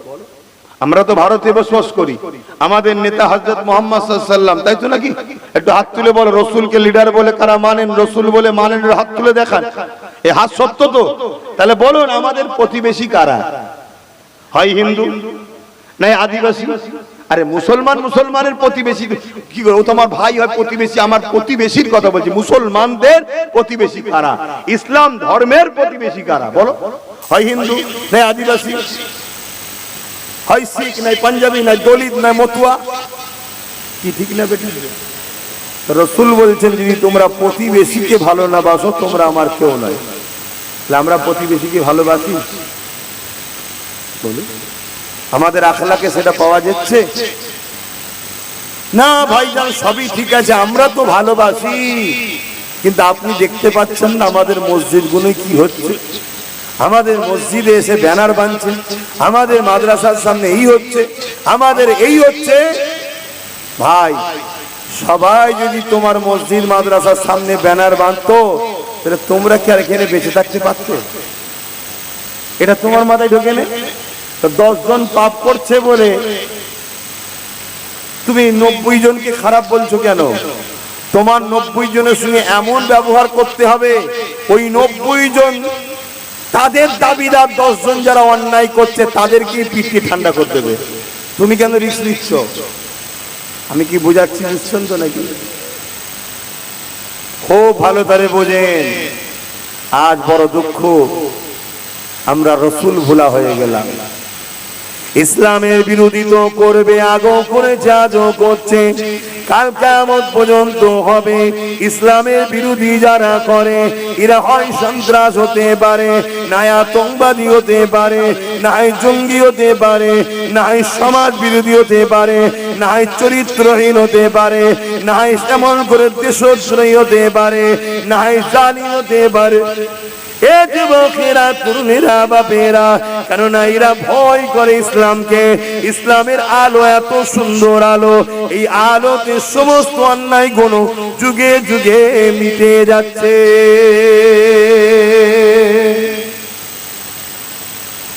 আল্লাহ নবী যখন দুনিয়া জমিনে এসেছিলেন, ঈসা আলাইহিস সালাম চলে যাবার পর আমার নবী পাক আসার আগ মুহূর্ত পর্যন্ত এই পৃথিবীর জমিনে কেউ ইসলামের মেসেজ দিবার জন্য কোন নবী রাসূল পয়গম্বর আসেনি। এই না আসা তরুণ পিছখানেতে এই পৃথিবীটা কত অসভ্য হয়ে গিয়েছিল, এই পৃথিবীর মানুষগুলো কত নিকৃষ্ট হয়েছিল, এই পৃথিবীর মানুষগুলো কত খারাপ হয়েছিল। কেননা পৃথিবীর মানুষগুলোকে ফিরাউনের ন্যায় রাজারা, নমরুদের ন্যায় রাজারা, যাদের নাম ছিল আবু জেহেল, উতবা, সাইবা, এদিকে রোম ছিল, এদিকে পারস্য ছিল, এইভাবে পৃথিবী জুড়ে তারা ক্ষমতার জোরে মানুষের প্রভু সেজে গেল। ক্ষমতার জোরে মানুষের প্রভু সেজে মানুষের বেটিগুলোকে নিজেদের ভোগের পাত্রী বানালো, মানুষের ঘরের যুবকগুলোকে কৃতদাস বানিয়ে দিল, গলায় বেল দিয়ে বাজারে কিলামে তোলা হতো, খারিদ করা হতো, বিক্রি করা হতো। এই যুবকেরা, তরুণেরা, বাপেরা এই পৃথিবীর জমিনের বাপগুলো মেয়েগুলোকে জেন্ত পুঁতে দিতে লাগলো। এসব কিছুর কারণ হলো একটা, প্রভুকে না মেনে নিজেদের কাল্পনিক বিশ্বাসে নানা রকম মত তৈরি করে ফেললো। এই জায়গাতে মানুষ জাতিগুলো ধ্বংস হয়ে যেতেছিল।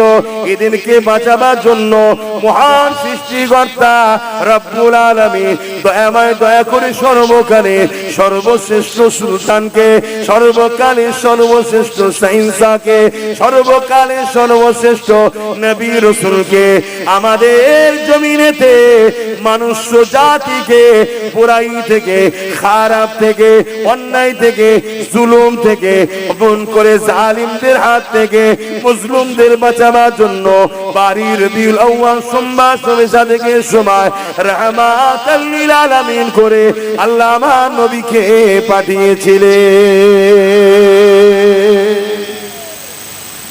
নবীদের আসার কারণটা কি বলুন? নবীদের আসার কারণ কি? মানুষ তার রবকে ভুলে গিয়ে জুলুম, অন্যায়, অত্যাচার, রাজধানী, খুন, দাঙ্গা, ফাসাদ, জঙ্গিবাদ, সন্ত্রাসবাদ, রেপ, লুট এসবের মধ্যে মানুষ জড়িয়ে যায়। মানুষগুলোকে শান্তির রাস্তা দেখাবার জন্য নবী রাসূলরা এসেছে। আর প্রত্যেকটা নবী রাসূলের ধর্ম ছিল ইসলাম। শুনছেন তো নাকি? আমাদের সমাজে মুখ ভর্তি দাড়ি, মাথায় টুপি নিয়ে নতুন নতুন মুসলমানদের সব স্কলার বেরিয়েছে। তারা আবার বলে নাকি অমুক নবী ইহুদি ছিল, অমুক নবী ইহুদি ছিল, অমুক নবী খ্রিস্টান ছিল, অমুক নবী এই ছিল। বলুন নাউজুবিল্লাহ। প্রত্যেক নবী ইসলামের দাওয়াত দিয়েছে, জোরে বলুন সুবহানাল্লাহ। এখানেও আপনাদেরকে জানিয়ে দিই, মিডিয়া খুললে, মোবাইল টিভির দিকে তাকালে একদল অপদার্থ সমাজ বিরোধী, মনুষ্যত্ব বিরোধী, মিথ্যাবাদ, গদি মিডিয়া বেরিয়েছে, যারা দিন রাত মানুষের রুজি রুটি কর্ম নিয়ে আলোচনা করবে না, শুধু ধর্ম ধর্ম ধর্ম ধর্ম নিয়ে আলোচনা করবে। আর সেসব স্টেডিয়ামে বসে একদল অশিক্ষিত বর্বর বারবার ইসলামকে অ্যাটাক করতে করতে এরকম কথাও বলে যে ইসলাম নাকি ১৫০০ বছরের। এই আমার অর্থ শুনছেন? আমি একটু অন্য জায়গায় অন্যদিকে আলোচনা করছি, আপনাদের অসুবিধা হচ্ছে, একটু ভালো করে যেটা ঘটছে এর উপর একটু আলোচনা করছি। ইসলাম নাকি ১৫০০ বছরের। তাদের ধারণা, তাদের শিক্ষা তাদেরকে এই আলো দিয়েছে। তাদের অযোগ্যতার পরিচয় এটাই, তারা রাসূল পাক সাল্লাল্লাহু আলাইহি ওয়াসাল্লাম থেকে ইসলাম শুরু এটা মনে করে। আরে ইসলামের প্রথম কথা হলো লা ইলাহা ইল্লাল্লাহ, अल्लाह के सिवा दूसरा कोई इलाही नहीं, माबूद ही नहीं, একমাত্র মাবুদ রব হলো তামাম কায়নাতে লিল্লাহি মা ফিস সামাওয়াতি ওয়া মা ফিল আরদ, তিনি হলেন আল্লাহ। জোরে বলুন সুবহানাল্লাহ। আর আল্লাহকে বলবেন তো, কালকে তো কেউ একজন বলতে পারে আমি খোদা, মেনে নেবেন নাকি? কেন মানবেন না? আপনি বলছেন না, এভাবেই তো দুনিয়ায় শিরক শুরু হয়েছে। একটা দুটো তিনটে চারটে করে মেনেছে, তো কে বলেছে মানে না? আজকে তোমার কাছে সত্য মেসেজ এসে তুমি বলছো না, তোমার ছেলের ছেলে তারপরে যদি মসজিদ না থাকে, মাদ্রাসা না থাকে, দিনের মেসেজ যদি না থাকে, যেমন মুশরিক, মক্কার মুশরিকদের ঘরে নবী যখন বলেছিল, আরে তোমরা নিজেদের হাতে কেন প্রভু তৈরি করেছো? প্রভুকে দেখেছো কেউ? বলছে না তো।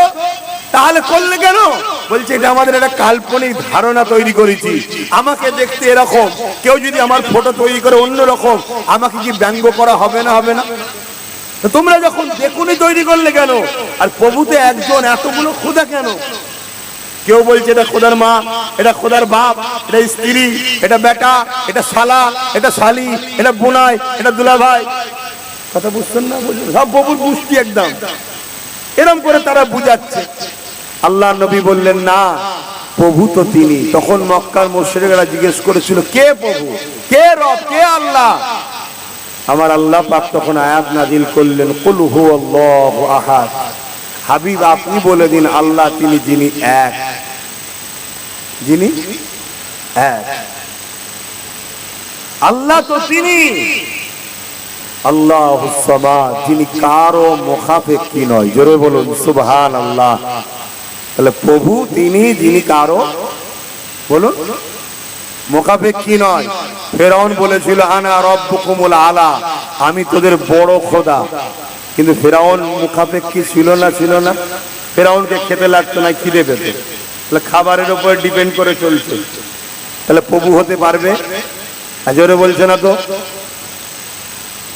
আল্লাহ নবী বললেন লাম ইয়ালিদ ওয়া লাম ইউলাদ, যিনি কারো থেকে সৃষ্টি নয়, তিনার থেকেও কেউ, তিনি কারো থেকে পয়দা নাই, তিনার থেকেও কেউ পয়দা নাই। অর্থাৎ সৃষ্টিকর্তা তো তিনি, যিনার আব্বা আম্মাও নাই, স্ত্রী সন্তান ছেলে পুলেও নাই। তিনি হলেন সৃষ্টিকর্তা, যিনার শুরুও নাই শেষও নাই। জোরে বলুন সুবহানাল্লাহ। এ জায়গায় বাপ আদমবাদ, বাপ আদমের হয়তো আব্বা আম্মা ছিল না, কিন্তু বাপ আদমের ছেলে পেলেও রয়েছে, স্ত্রীও রয়েছে। শুনছেন তো নাকি? ওয়ালাম ইয়াকুল্লাহু কুফুয়ান আহাদ, সৃষ্টিকর্তা তো তিনি, যিনি এক অদ্বিতীয়, তিনার সমকক্ষ কেউ নাই। তিনি হলেন প্রভু। এটা মনে থাকবে তো নাকি? তো যাক ভাইয়ের আমার, তো মক্কার মানুষরা আমার নবীর বিরোধী করেছিল না? করেনি? আবু জেল, উতবা, সাইবা, এদিকে রোম, এদিকে পারস্য, তামাম পৃথিবীর বড় বড় সাম্রাজ্যের সর্দাররা আমার রাসূল পাক সাল্লাল্লাহু আলাইহি ওয়াসাল্লামের বিরোধী শুরু করলো। কিন্তু প্রথম শুরু হলো কোথা থেকে? মক্কা থেকে। আল্লাহ নবী অনেকটা কষ্ট করেছে। এই যুবকেরা, তরুণেরা, বাপেরা, আজ আমরা ইসলামকে সহজভাবে পেলাম। এই জন্য আমাদের ইসলামের জন্য কোনো প্ল্যান পরিকল্পনা নাই।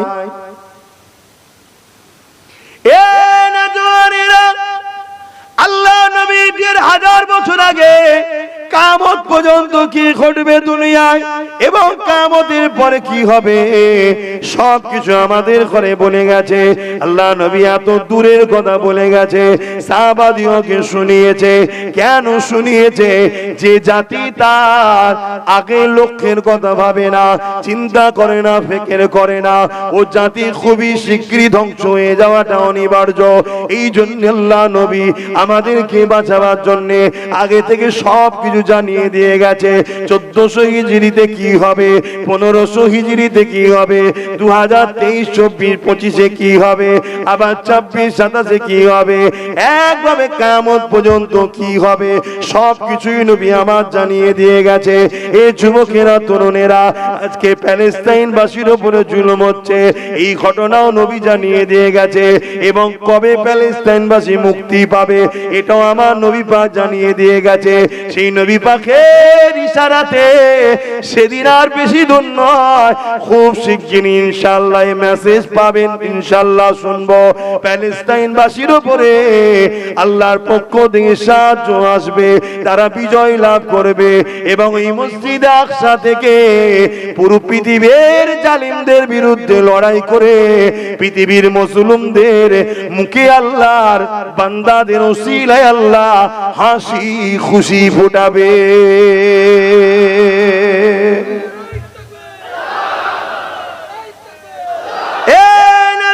তরুণেরা মনে রাখবেন, গরিবদেরকে ভালোবাসার নাম ইসলাম, এতিমদেরকে ভালোবাসার নাম ইসলাম, খোদার তোকে খানা খাওয়াবার নাম ইসলাম, বস্ত্রহীনকে বস্ত্র দিবার নাম ইসলাম, অসহায়কে আশ্রয় দিবার নাম ইসলাম, জালিমের বিরুদ্ধে লড়াই করে মুসলিমকে সাহায্য করার নাম ইসলাম, নারীদের ইজ্জত বাঁচাবার নাম ইসলাম।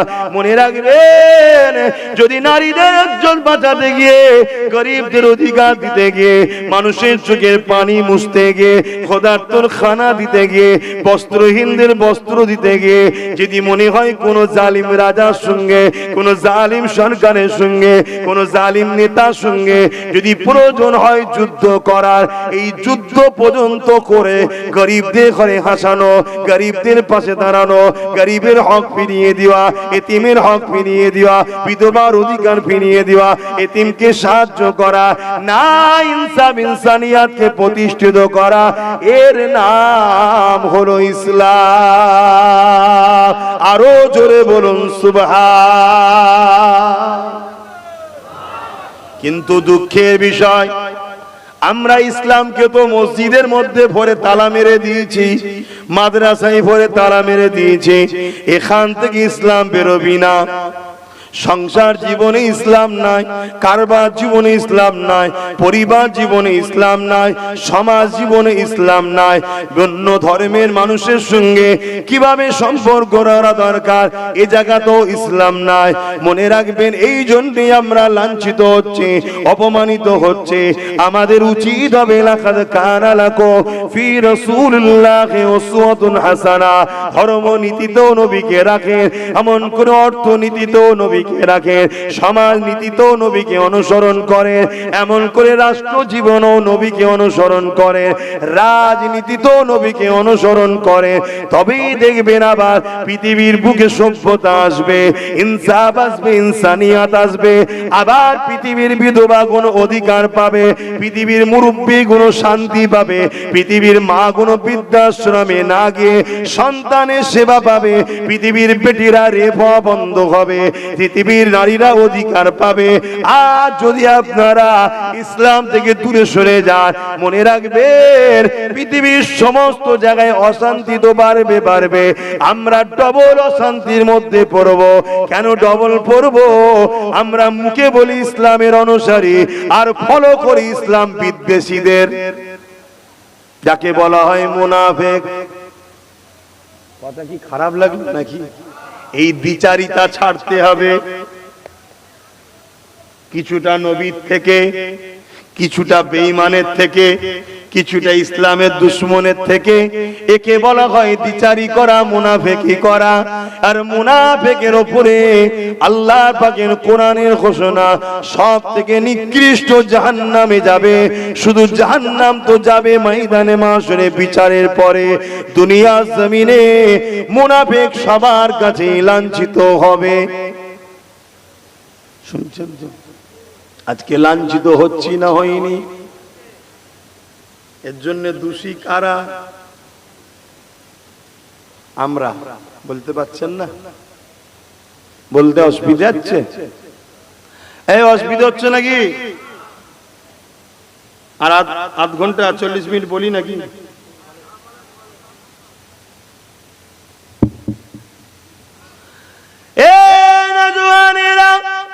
আল্লাহ নবী, নূর নবী মেরাজ থেকে নামাজ এনেছে। মন দিয়ে শোনেন, আজ আমাদের সমাজে কিছু মুল্লা মুনি সাহেব বেরিয়েছে, পীর পীরজাদা বেরিয়েছে। তারা আমাদেরকে বলে, বাবারা দুনিয়াদারি আমাদের কাজ নয় বাবা, আমরা তো দুনিয়াদারি লোব না, আমরা তো আখিরাত আখিরাত আখিরাত, আমরা নামাজ পড়বো, রোজা রাখবো, আল্লাহ আল্লাহ আল্লাহ আল্লাহ করবো, কোন রকম সংসার চালিয়ে দিতে পারলেই হয়ে যাবে বাবা। দুনিয়ায় কি হচ্ছে অত লোভ লালসা করো না বাবা। এইভাবে তোমাকে আমাকে ভড়কে দিচ্ছে। মনে রাখবেন, নামাজ হলো আমার তোমার ব্যক্তি জীবনের আমল। আমি নামাজ পড়লে সমাজের কি লাভ? আপনি রোজা রাখলে সমাজের কি লাভ?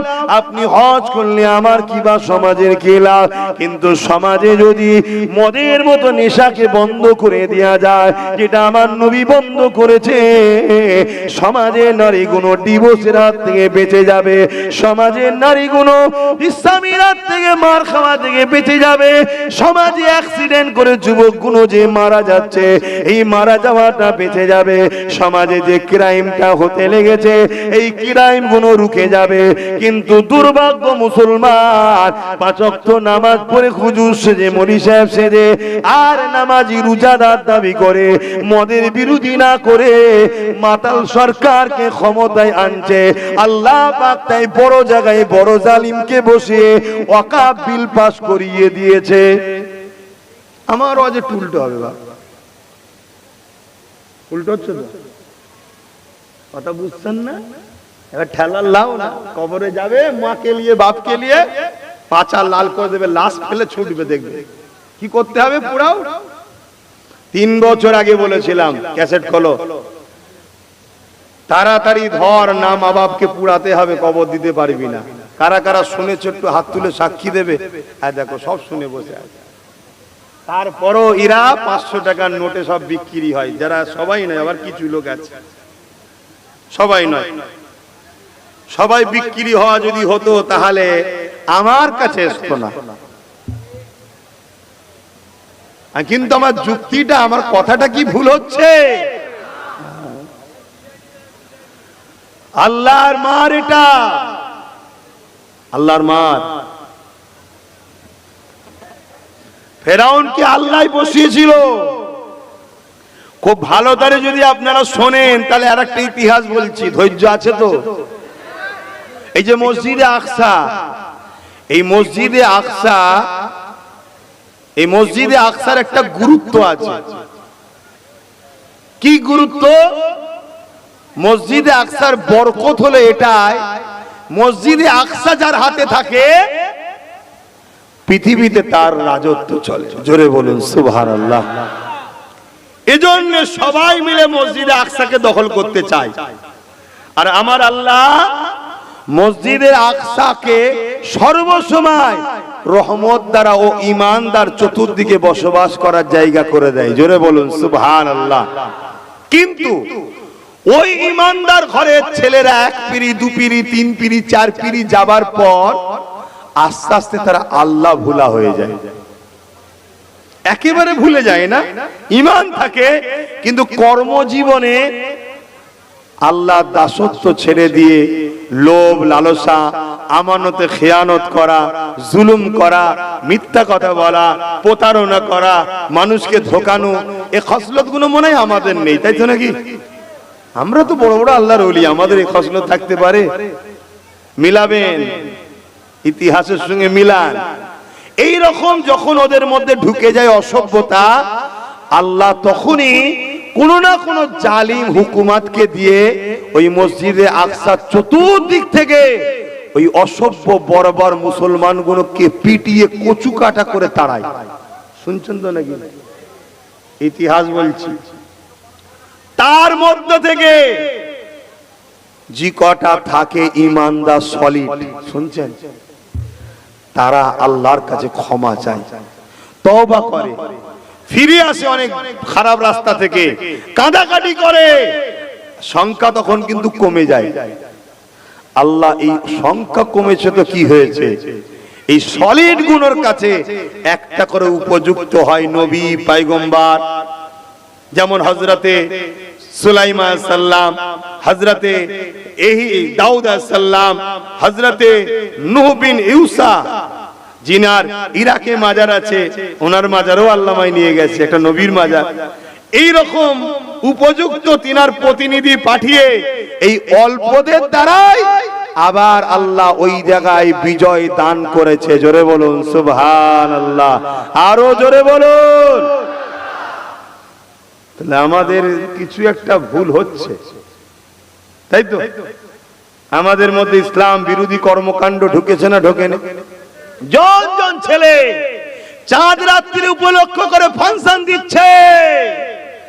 1 মাস তো রোজা রাখলো না বদমাইশ, আবার ফাংশন দিচ্ছে, মেলা দিচ্ছে, গান দিচ্ছে, লিখেছে ঈদ প্রীতি শুভেচ্ছা, ঈদ মিলন উৎসব।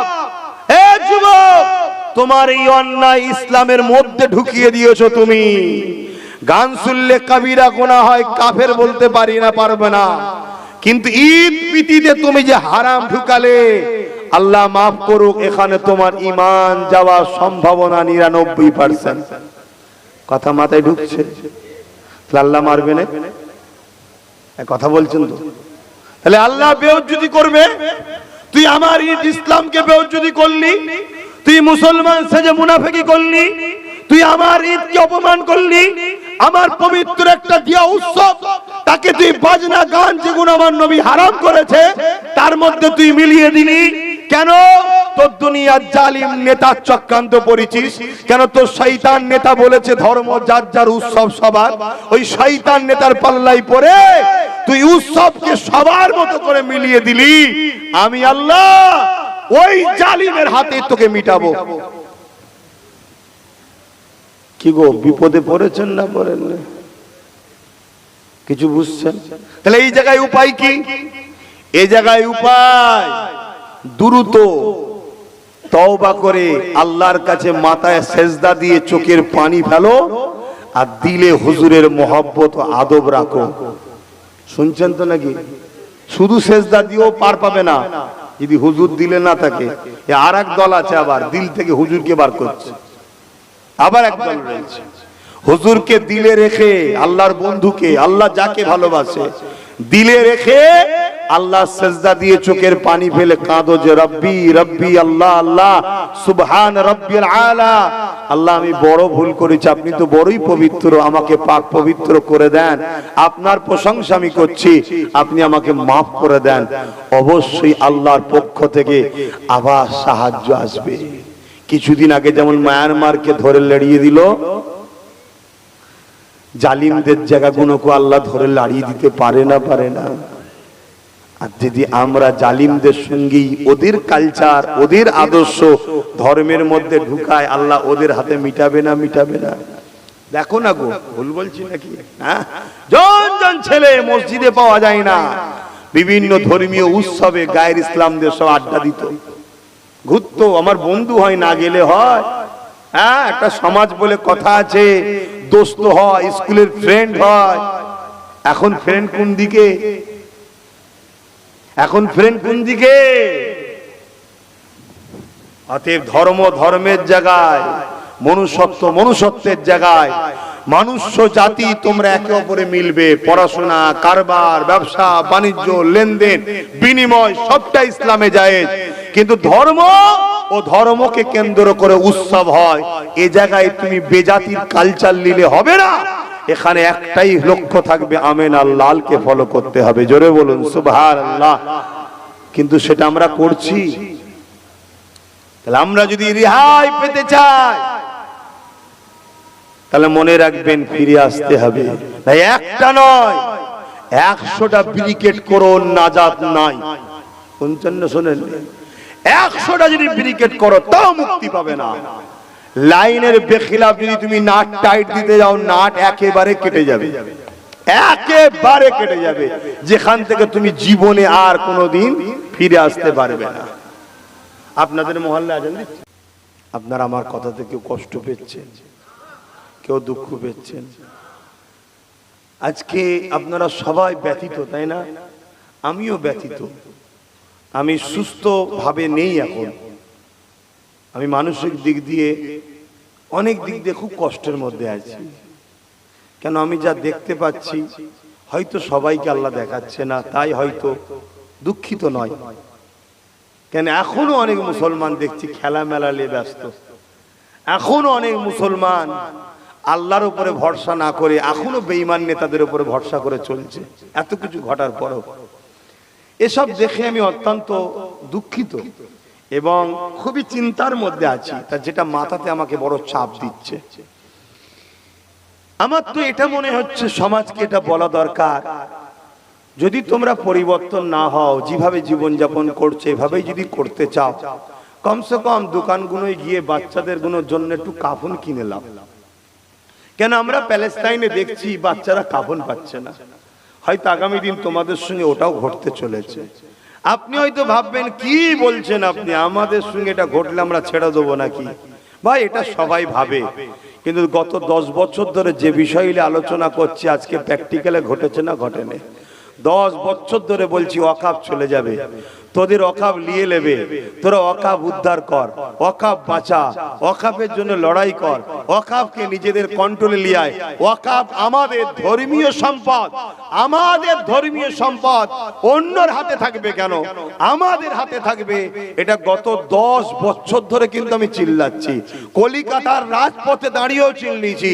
বহুত উলামা থেকে শুরু করে, ইমাম থেকে শুরু করে, আমার ঘরে বাইরে অনেকেই আমাকে মা তুলে বাপ তুলে গাল দিয়েছে, দালালও বলেছে এই হক কথা বলার জন্য। বলেছে না বলেন? সাক্ষী দাও, বলেছে না বলেন? আজকে সেই ওয়াকাফ গেল না আছে, আইন হয়ে গেছে না যায়নি? আইন হয়ে গেছে। এবারে চলে আসুন, আইনকে কি পরিবর্তন করা যায় না? হ্যাঁ যায়। কেন যাবে না? কেন্দ্র সরকার যদি সংখ্যাগরিষ্ঠতা দেখিয়ে সংবিধান হত্যা করে যদি আইন তৈরি করতে পারে, সংবিধানের যে আইন ছিল সংবিধানকে বাঁচাবার স্বার্থে, সংবিধানের মর্যাদাকে ফিরাবার স্বার্থে, এই কালা কানুনকে বাতিল করে সংবিধানের ইজ্জত রক্ষা করার জন্য কেন করা যাবে না? তার জন্য পন্থা, রাস্তা, কৌশল অবলম্বন করতে হবে। সেই অবলম্বন ছেড়ে দিয়ে এখন সমাজে যেন একটা মজা চলছে। কি মজা? এই সুযোগে নেবে পর ডাকলেই লোক পাবো, ডাকলেই লোক পাবো, আর লোক হলেই আমি ভালো দামে নিজেকে বিক্রি করব। কষ্ট হচ্ছে? যদি বলেন না এ কথা আপনি কি করে বুঝলেন? যারা আন্দোলন করছে তাদের আন্দোলনের মিটিং থেকে একবারও শুনতে পাওয়া যাচ্ছে না যে তোমার কালা কানুন সংবিধান বিরোধী, সংবিধানকে বাঁচাবার জন্য লড়াই আমাদের। যেমন ওয়াকাফ আমাদের ব্যক্তিগত সম্পদ, ওয়াকাফ যেমন ধর্মীয় সম্পদ, এই ওয়াকাফকে বাঁচাবার যেমন দায়িত্ব, এই ওয়াকাফ আমার নিজের রাখার জন্য যে সংবিধান আমাদেরকে অধিকার দিয়েছে, ওই সংবিধানের বিরুদ্ধে কেন্দ্র সরকার কালা কানুন তৈরি করেছে। অতএব সংবিধান বাঁচাবার জন্য হিন্দু ভাই, মুসলিম ভাই, দলিত ভাই, শিখ ভাই, পাঞ্জাবি ভাই, আসো সবাইকে কাঁধে কাঁধ দিয়ে এ কালা কানুনের বিরুদ্ধে আমাদেরকে গর্জাতে হবে। এ কোন আন্দোলন থেকে শোনা যাচ্ছে? জোরে বলুন না। এরা শুধু একটাই কাজ করছে, একটাই কাজ করছে। কথা মাথায় ঢুকছে না? ঢোকে না। দ্বিতীয় নম্বর কথা, এসব মিটিং থেকে কখনো আপনারা শুনতে পেয়েছেন যে 3 জন এমপি ভোট দিতে গেল না, রাজ্য সরকার অবিলম্বে ওদের বিরুদ্ধে কি বিচার করছেন? আমরা জানতে চাই। এ শুনতে পেয়েছেন? 3টে এমপি কেন গেল না? কৈফিয়ত চাই, জবাব চাই, জবাব চাই। কখনো কেউ বলেছে? কখনো এসব আলোচনা থেকে শুনছেন? রাজ্যের সিএম কে সম্মানের সাথেই বলো না, ঝগড়া করতে আমি বলছি না, যে আপনি তো কলকাতার রেড রোডের মসজিদে চলে গেলেন, ঈদের নামাজে চলে গেলেন, যেখানে মুসলিম নারীরা যেতে পারলো না। আমরা খোদার থেকে আপনাকে বেশি ভক্তি করি, তাই এত বড় অন্যায় কাজ করার পর আপনার বিরুদ্ধে কথা বলিনি। শুনছেন তো নাকি? মাথা খারাপ করে দিচ্ছে না? হ্যাঁ হ্যাঁ, ঈদের নামাজে মুসলিম নারীরা যেমন যেতে পারে না, একটা অমুসলিম নারী হয়ে কি করে গেল? কোন আলেম উলামা ইমামের প্রতিবাদ দেখেছেন? আমরা করিনি। হ্যাঁ, আব্বাস সিদ্দিকী প্রতিবাদ করছে, আগেও করেছে, আজও করছে। আল্লাহ শুকরিয়া আদায় করে বলছি, আল্লাহ আমাকে বলাই, অহংকার নয় এটা। তারপরেও বলছি, আপনি সেই প্রোগ্রামে দাঁড়িয়ে কি বললেন? পুরো ভারতের মুসলমান কিছু বিপদে পড়ে গেলে আমি তোমাদের সাথে আছি, আমাকে বলবে। আবেগে এসে গেছে, বাংলা না বলে ভারত বলে ফেলেছে। আর এটাও হতে পারে সামনে যে কটা বসে আছে সব তো মাথা মোটা মুসলমান, এ দুধেল গরুদে ঘরে যা বলবো তাই খেয়ে নেবে, এই জন্য হয়তো বলেছে। সেটা তিনি ভালো জানে, আল্লাহ জানে। কিন্তু বলেছে না বলেন? আজকে যখন ওয়াকাফ কালা কানুন তৈরি হলো, বিজেপি তৈরি করলো, বিজেপি আমাদের দুশ্মন না বন্ধু? আমি সবার কাছে জিজ্ঞেস করছি, এই জায়গায় যদি কেউ চুপ থাকে, কিয়ামতের দিন বুবা শয়তান করে আল্লাহ তুলবে। হক কথা বলো। বিজেপি আমাদের দুশ্মন না বন্ধু? তাহলে রাজ্য সরকার আমাদের দুশ্মন না বন্ধু?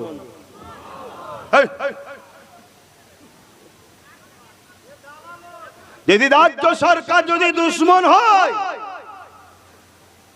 তাহলে রাজ্য সরকার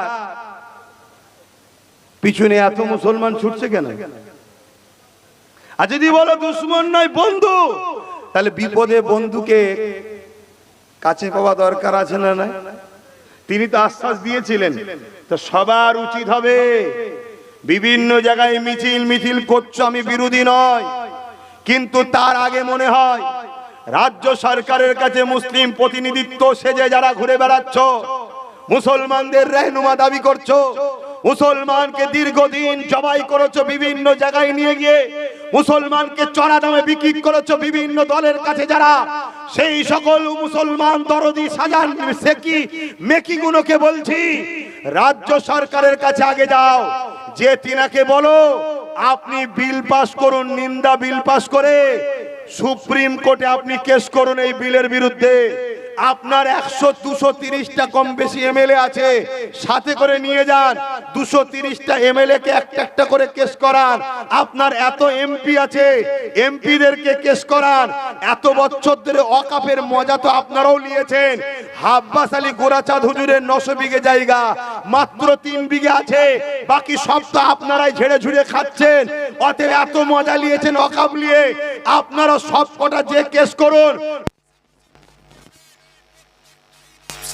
সরকারি এই টাকা নিচ্ছেন, প্রত্যেকের উচিত ওয়াকাফের হয়ে ওয়াকাফ বাঁচাবার জন্য এই কালা কারণের বিরুদ্ধে সুপ্রিম কোর্টে গিয়ে কেস করুন। কেস করার পরে আইনের রাস্তা বাঁধার পরে তারপরে রাস্তায় নামলে তবে আপনাদেরকে মানায়, না হয় মানাচ্ছে না, না হয় মানাচ্ছে না।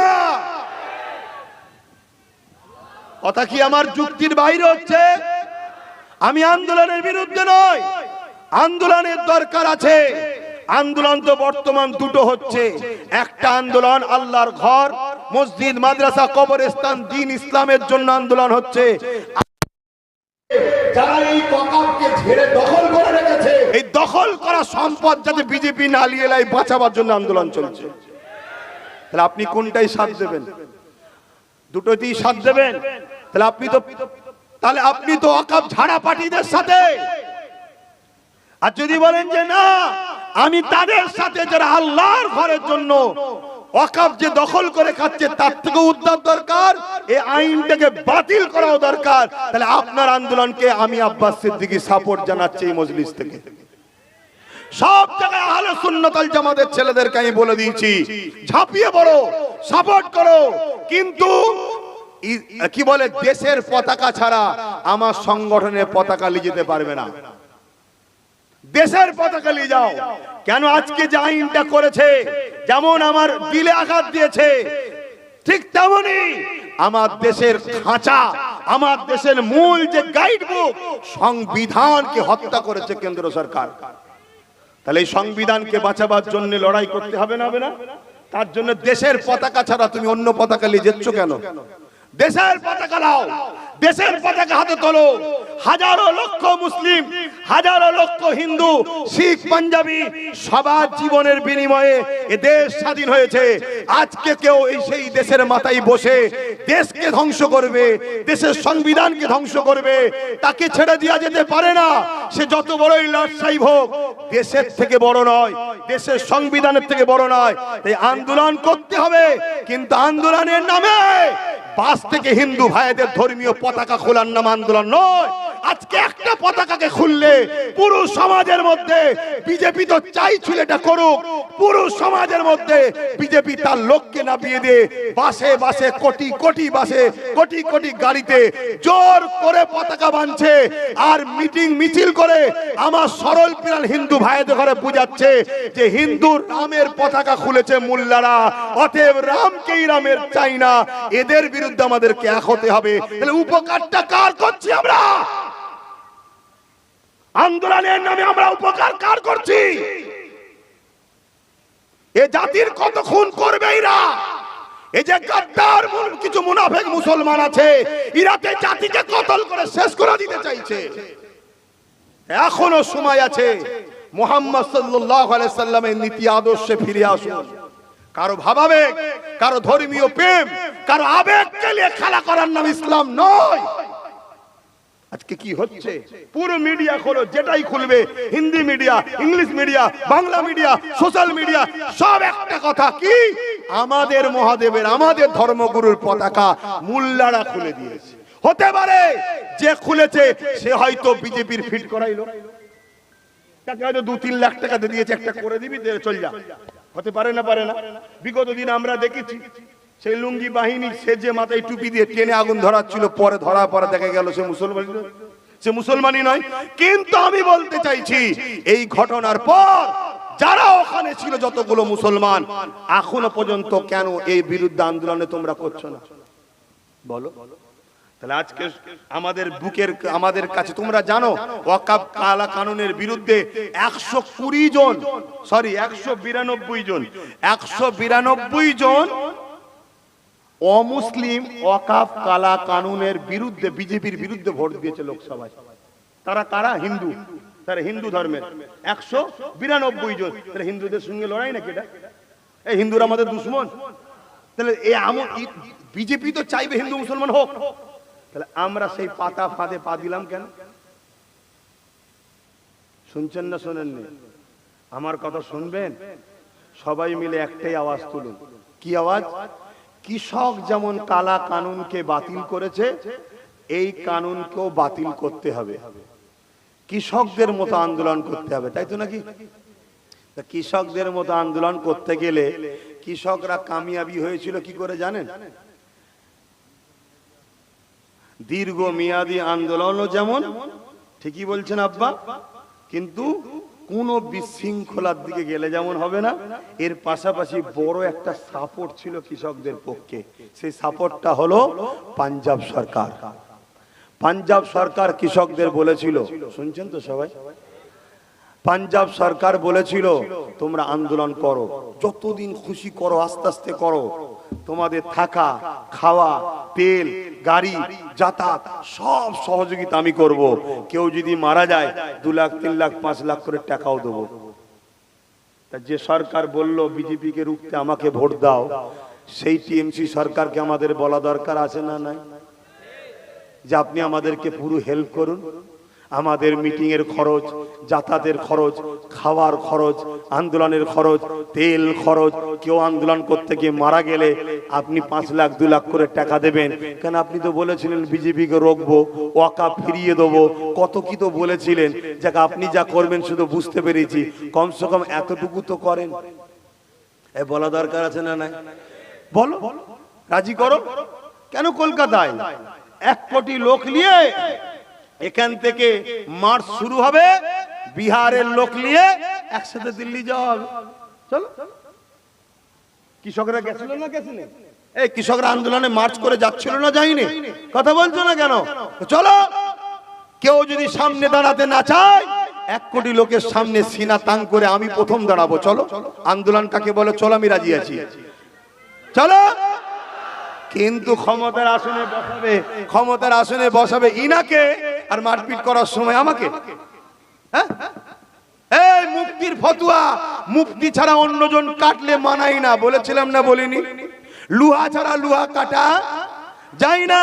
তাহলে এক গভর্নমেন্ট যখন সংবিধান বিরোধী কালা কানুন তৈরি করেছে, আর এক গভর্নমেন্টের হেল্পের প্রয়োজন আছে না নাই?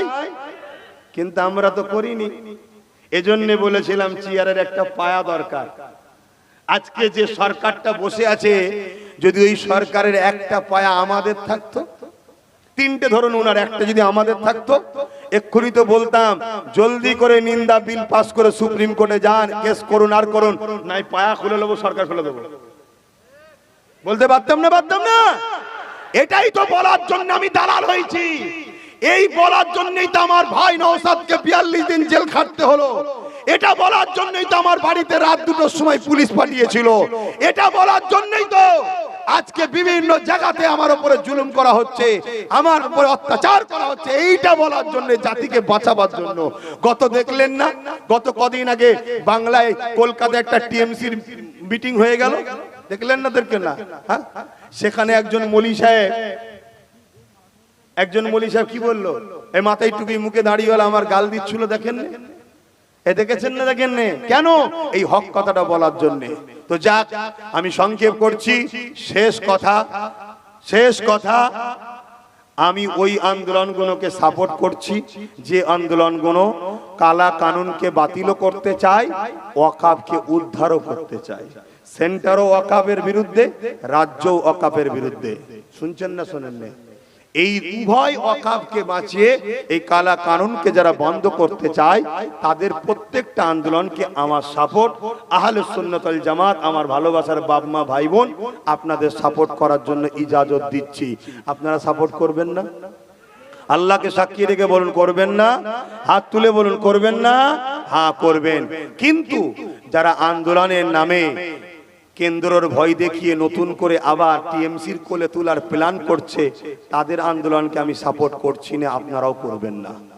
আন্দোলন করতে পয়সা দিচ্ছে, যা 3 লাখ লিজা 4 লাখ লিজা প্রোগ্রাম কর, শুধু ঘুরিয়ে ফিরিয়ে লাস্টে বলবি সরকার দেখবে বলেছে। কি দেখবি? 13 বছর ধরে তো কিছুই দেখলি না, আর কি দেখবি? হ্যাঁ, কবে দেখবি? এই বিপদের সময় যদি না সাথ দিস, তার কবে দিবি? কি কথা কষ্ট হচ্ছে? কষ্ট যদি হয় বাপ, সময় এসে গেছে। 3 বছর আগে বলেছিলাম না, এই গত বছরে বলেছিলাম যে 3 বছর সময় দিচ্ছি, তার মধ্যে 1 বছর 3 মাস 4 মাস চলছে, এখনো 16 মাস 1 বছর 8 মাস আছে। আমি কি বলেছিলাম? চোখ দিয়ে পানি নয় রক্ত বেরোবে বলেছিলাম তো। এখন 1 বছর 8 মাস বাকি আছে। আমি তোমাদেরকে আবার একটা লাইন বলে যাচ্ছি, আগামী 2 মাস ওয়েট করো, না সরি 4 মাস ওয়েট করো। 4 মাস পরে আবার একটা অঘটন ঘটবে। শোনো, ইন্টারন্যাশনাল খবর রাখতে হয়, এটা আমার নবীরই আদর্শ। শুধু কুয়াই পরে নিজের গ্রামের নিজের ভাইয়ের সঙ্গে ঝগড়া ছাড়া মুসলমান কি করতে পারে? হ্যাঁ, শুধু নিজের ভাইয়ের কি করে ক্ষতি করব, নিজের কওমের কি করে ক্ষতি করব, এই করতে পারে। কথা বুঝে আসছে? 4 মাস সময় দিচ্ছি। আমার একটা শেষ কথা, কি হলো? একটা শেষ কথা শুনছেন?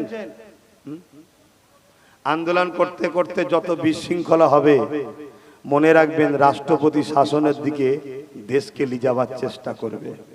আর রাষ্ট্রপতি শাসন যদি হয়ে যায়, যেখানেই সুইচ দেন না কেন যাবে। বুঝতে পারছেন তো? কথা বুঝতে পারছেন না? তখন কি করবেন? তখন কি করবেন? তাই যাক, এখনো সময় আছে, আন্দোলন করুন। সর্বধর্মের মানুষকে সাথে করে নেন, সবাইকে নেন, সবাইকে ডাকুন। কেন? তারা তো আমাদের বন্ধু হয়, আমাদের দেশবাসী, আমাদের প্রতিবেশী, আমাদের ভাই। তারাও তো বলছে আমরা সেকুলার। কমনার নাই কিছু হয়ে গেছে, সবাই তো হয়নি, সেকুলার এক জায়গায় হন, হয়ে আন্দোলন করুন। কি গো, বলা ভুল হয়ে গেল? আসুন, সালাম দেবো, দোয়া করব, তার আগে একটা ছোট্ট কথা বলবো, রাখবেন? কি গো, ছোট্ট কথা বলবো, রাখবেন? একটু হ্যাঁ কি না বলেন না? কষ্ট হয়ে গেল আমার কথা শুনে। কারা কারা কষ্ট পাননি একটু হাত তুলে সাক্ষী দেন তো। সত্য কথা, ডায়ে বাঁয়ে দেখেন কেউ বাদ আছে কিনা। কেউ হাত তুলতে বাদ নেই তো? হাত না বান, হাত তুলতে যদি বাকি থাকে তার সঙ্গে ঝগড়া করবো না? ও আদর্শ আমার নবী দেয়নি। শুধু চিনে নেবো এই আমাদের নয়। কেন চিনতে হবে? যতক্ষণ না মুনাফিক নেতা চিনতে পারবে, ততক্ষণ উম্মতে মুহাম্মাদি তোমাদের উপর আল্লাহর দয়া আসবে না, কামিয়াবিও হবে না। সালাউদ্দিন আইবি 3000 মুফতি আলেম উলামাকে কতল করেছিল। কত? তারা গাদ্দার ছিল, ব্রিটিশদের, ইংরেজদের, ইহুদিদের দালাল ছিল।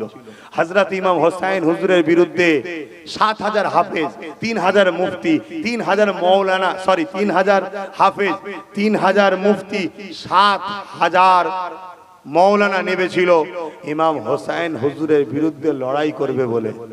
শুনছেন তো নাকি? একটু সাবধানে চলো, আর হেসুনি আর হই হই করুনি। যদি তোমরা এই আইনকে বাতিল না করতে পারো, তাহলে মনে রাখবে একটা নতুন আইন হবে সংখ্যাগরিষ্ঠতা দেখিয়ে। ওই আইনটা হবে কি? তোমরা ভারতের নাগরিক নয়, ব্যাস, খেল শেষ। আব্বাস সিদ্দিকী বলতে তখন আসবে না যে ভোটটা আমার দিকে খেয়াল করিস। আর বললেই অনেক মুসলমান বলে হুজুরের ছেলে রাজনীতি করবে কেন? হুজুরের ছেলে ওরে হারামখোর শয়তান। আমার নবী 10টা বছর রাষ্ট্রপ্রধান হয়ে রাজনীতির গুরুত্ব শিখিয়েছে। শয়তান, পড়াশোনা করলিনি, আজকে কি বিপদে পড়লি? যদি আজকে নওশাদের সাথে গোটা 40 থাকতো, লড়াইটা বাড়তো না কমতো? জোরে বলুন। আসেন, একটা কাজ বাকি আছে, তার আগে একটু সালাত ও সালাম দিয়ে নি। ইয়া নবী,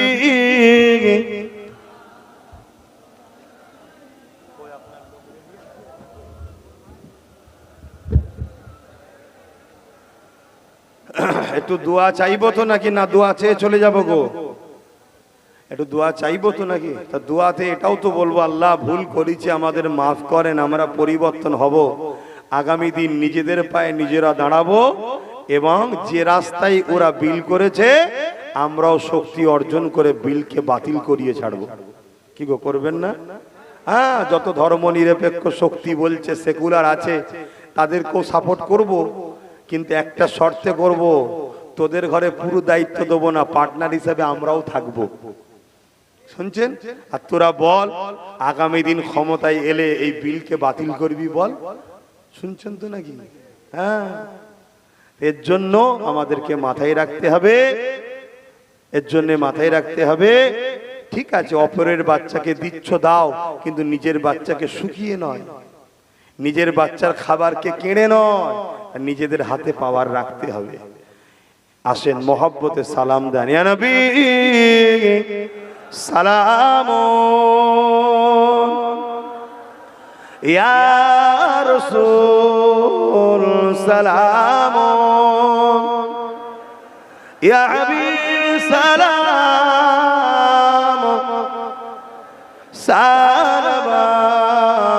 সালাওয়াতুল্লাহ। এই যাওয়ার সময় মাইকটা ঠিক করলে, যাওয়ার সময় ঠিক করলে, এখন মাইকটা ঠিক আছে। আর এতক্ষণ আমার কলজে বেরিয়ে পড়ছিল মুখ দিয়ে। ও জানতে হুজুর তার বলবেন, এবার বেরিয়ে বেরিয়ে তালা আল বদর আলাইনা মিন শানিয়াতিল ওয়াদাই ওয়াজাবা শুকরু আলাইনা মাদা লিল্লাহ আহিদাই। ইয়া নবী সালাম, ইয়া রাসূল সালাম, ইয়া হাবিব সালাম।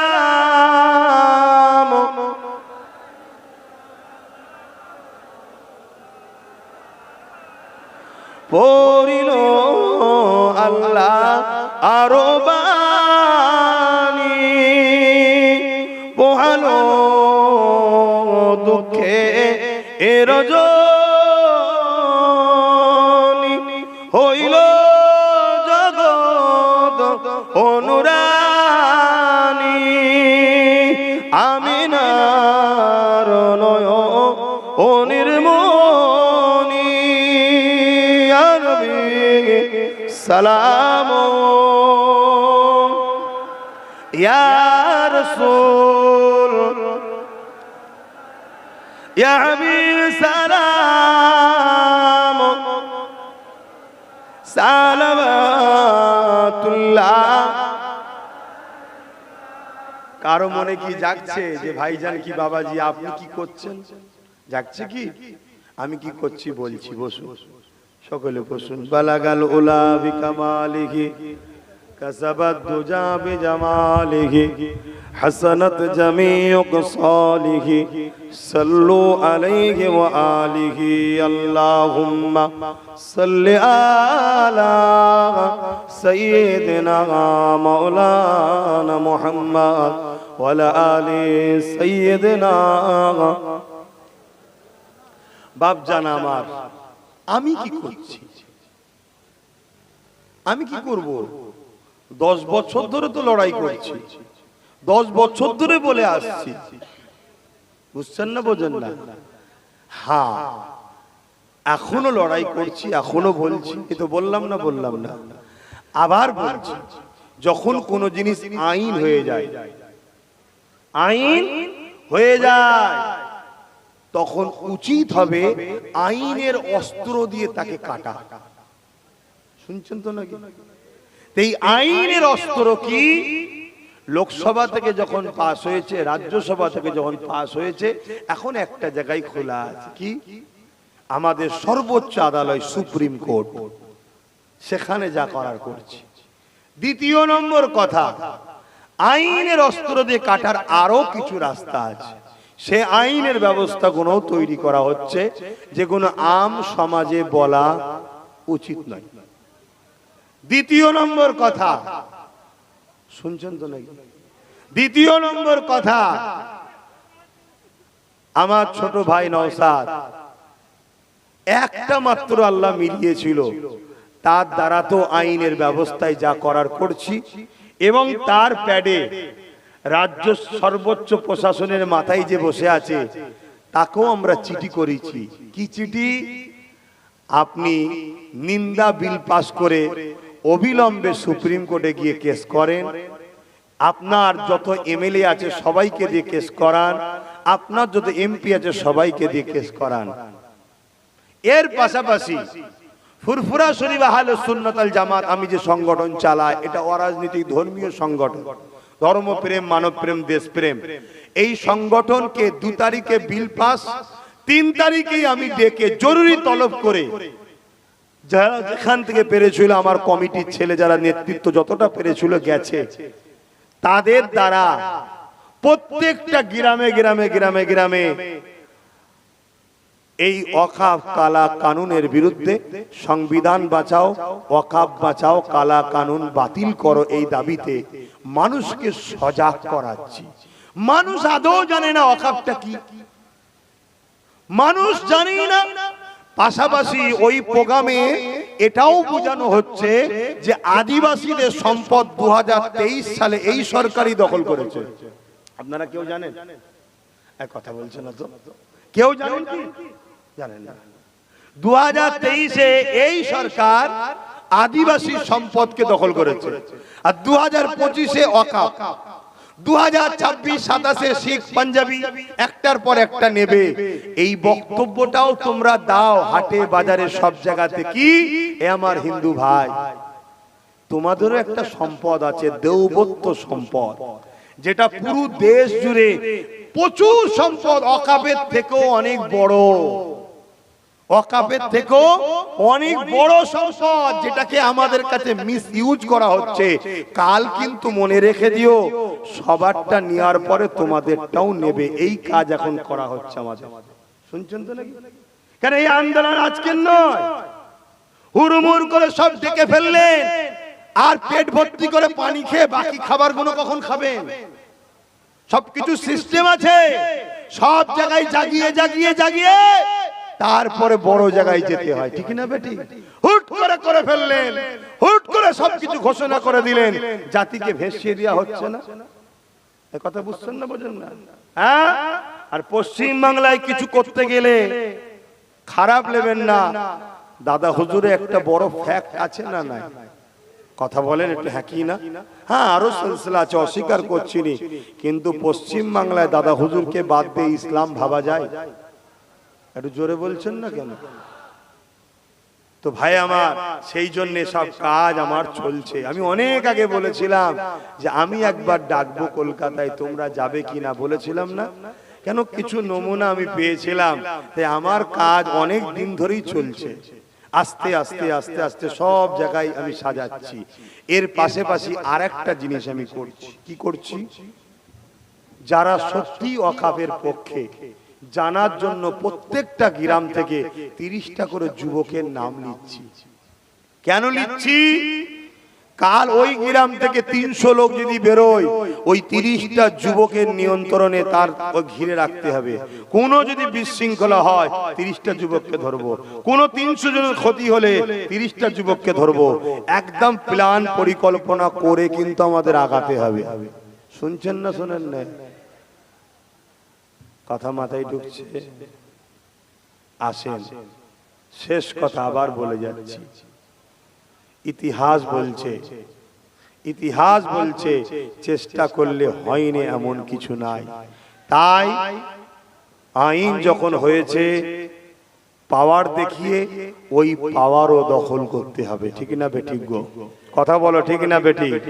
এখন আমার শেষ আর একটা আবদার, সেটা হলো এটাই, এখানে একটা মুক্তম মাদ্রাসা আছে, বাঁচবে না ধ্বংস করে দেবে?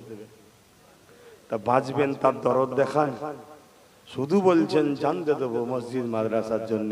ওরে মসজিদ তৈরি করতে পয়সা দেন, আরে তখন বলছে কোথা পাবো, কোথা পাবো। কথা মাথায় ঢুকছে? সমাজে এক শ্রেণীর মুসলমান আছে, শুধু নিরীহ মুসলমানগুলোকে গরম করে দিয়ে ফাঁসাবার প্ল্যান করছে। শুনছেন? এই ওয়ার্ডটা মনে রাখবে, আছো চুলোর কড়াতে। আছো কোথায়? চুলোর কড়াতে। তুলতে চাইছি আমি ডাঙাতে, কিন্তু অনেকে তোমাকে ডাঙায় তুলার নাম করে একেবারে চুলোই ফেলতে চাইছে। একটু মাথা খেটিয়ে চলো, যদি আমায় ভালোবাসে। কথাটা মাথায় থাকবে, কথাটা মাথায় থাকবে। হাত তুলে বলো থাকবে। একটু তাকবীর দেবো, নারে তাকবীর। আরে আমাদের অস্ত্র নেই, এটাই আমাদের হাতিয়ার। একটু বলুন নারে তাকবীর। আল্লাহু আকবার। আরো দিল খুলে নারে দিবে। আল্লাহু আকবার। কুরআন ও সুন্নাহ, জিন্দাবাদ। কুরআন ও সুন্নাহ, দ্বীন ইসলাম, দ্বীন ইসলাম, দ্বীন ইসলামের দুশমনেরা হুঁশিয়ার সাবধান, দ্বীন ইসলামের দুশমনেরা হুঁশিয়ার সাবধান। নারে দিবে লব্বাইক ইয়া রাসূলুল্লাহ, লব্বাইক ইয়া হাবিবাল্লাহ। ভারতবর্ষ, ভারতবর্ষ, ভারতবর্ষের ঐক্য, ভারতবর্ষের সংবিধান। নারে দিবে ভারতবর্ষের গাদ্দারেরা দূর হাটো, দূর হাটো। ভারতবর্ষের দুশ্মনেরা দূর হাটো, দূর হাটো। সংবিধান বিদ্বেষীরা দূর হাটো, দূর হাটো। নারে দিবে। মনে রাখবে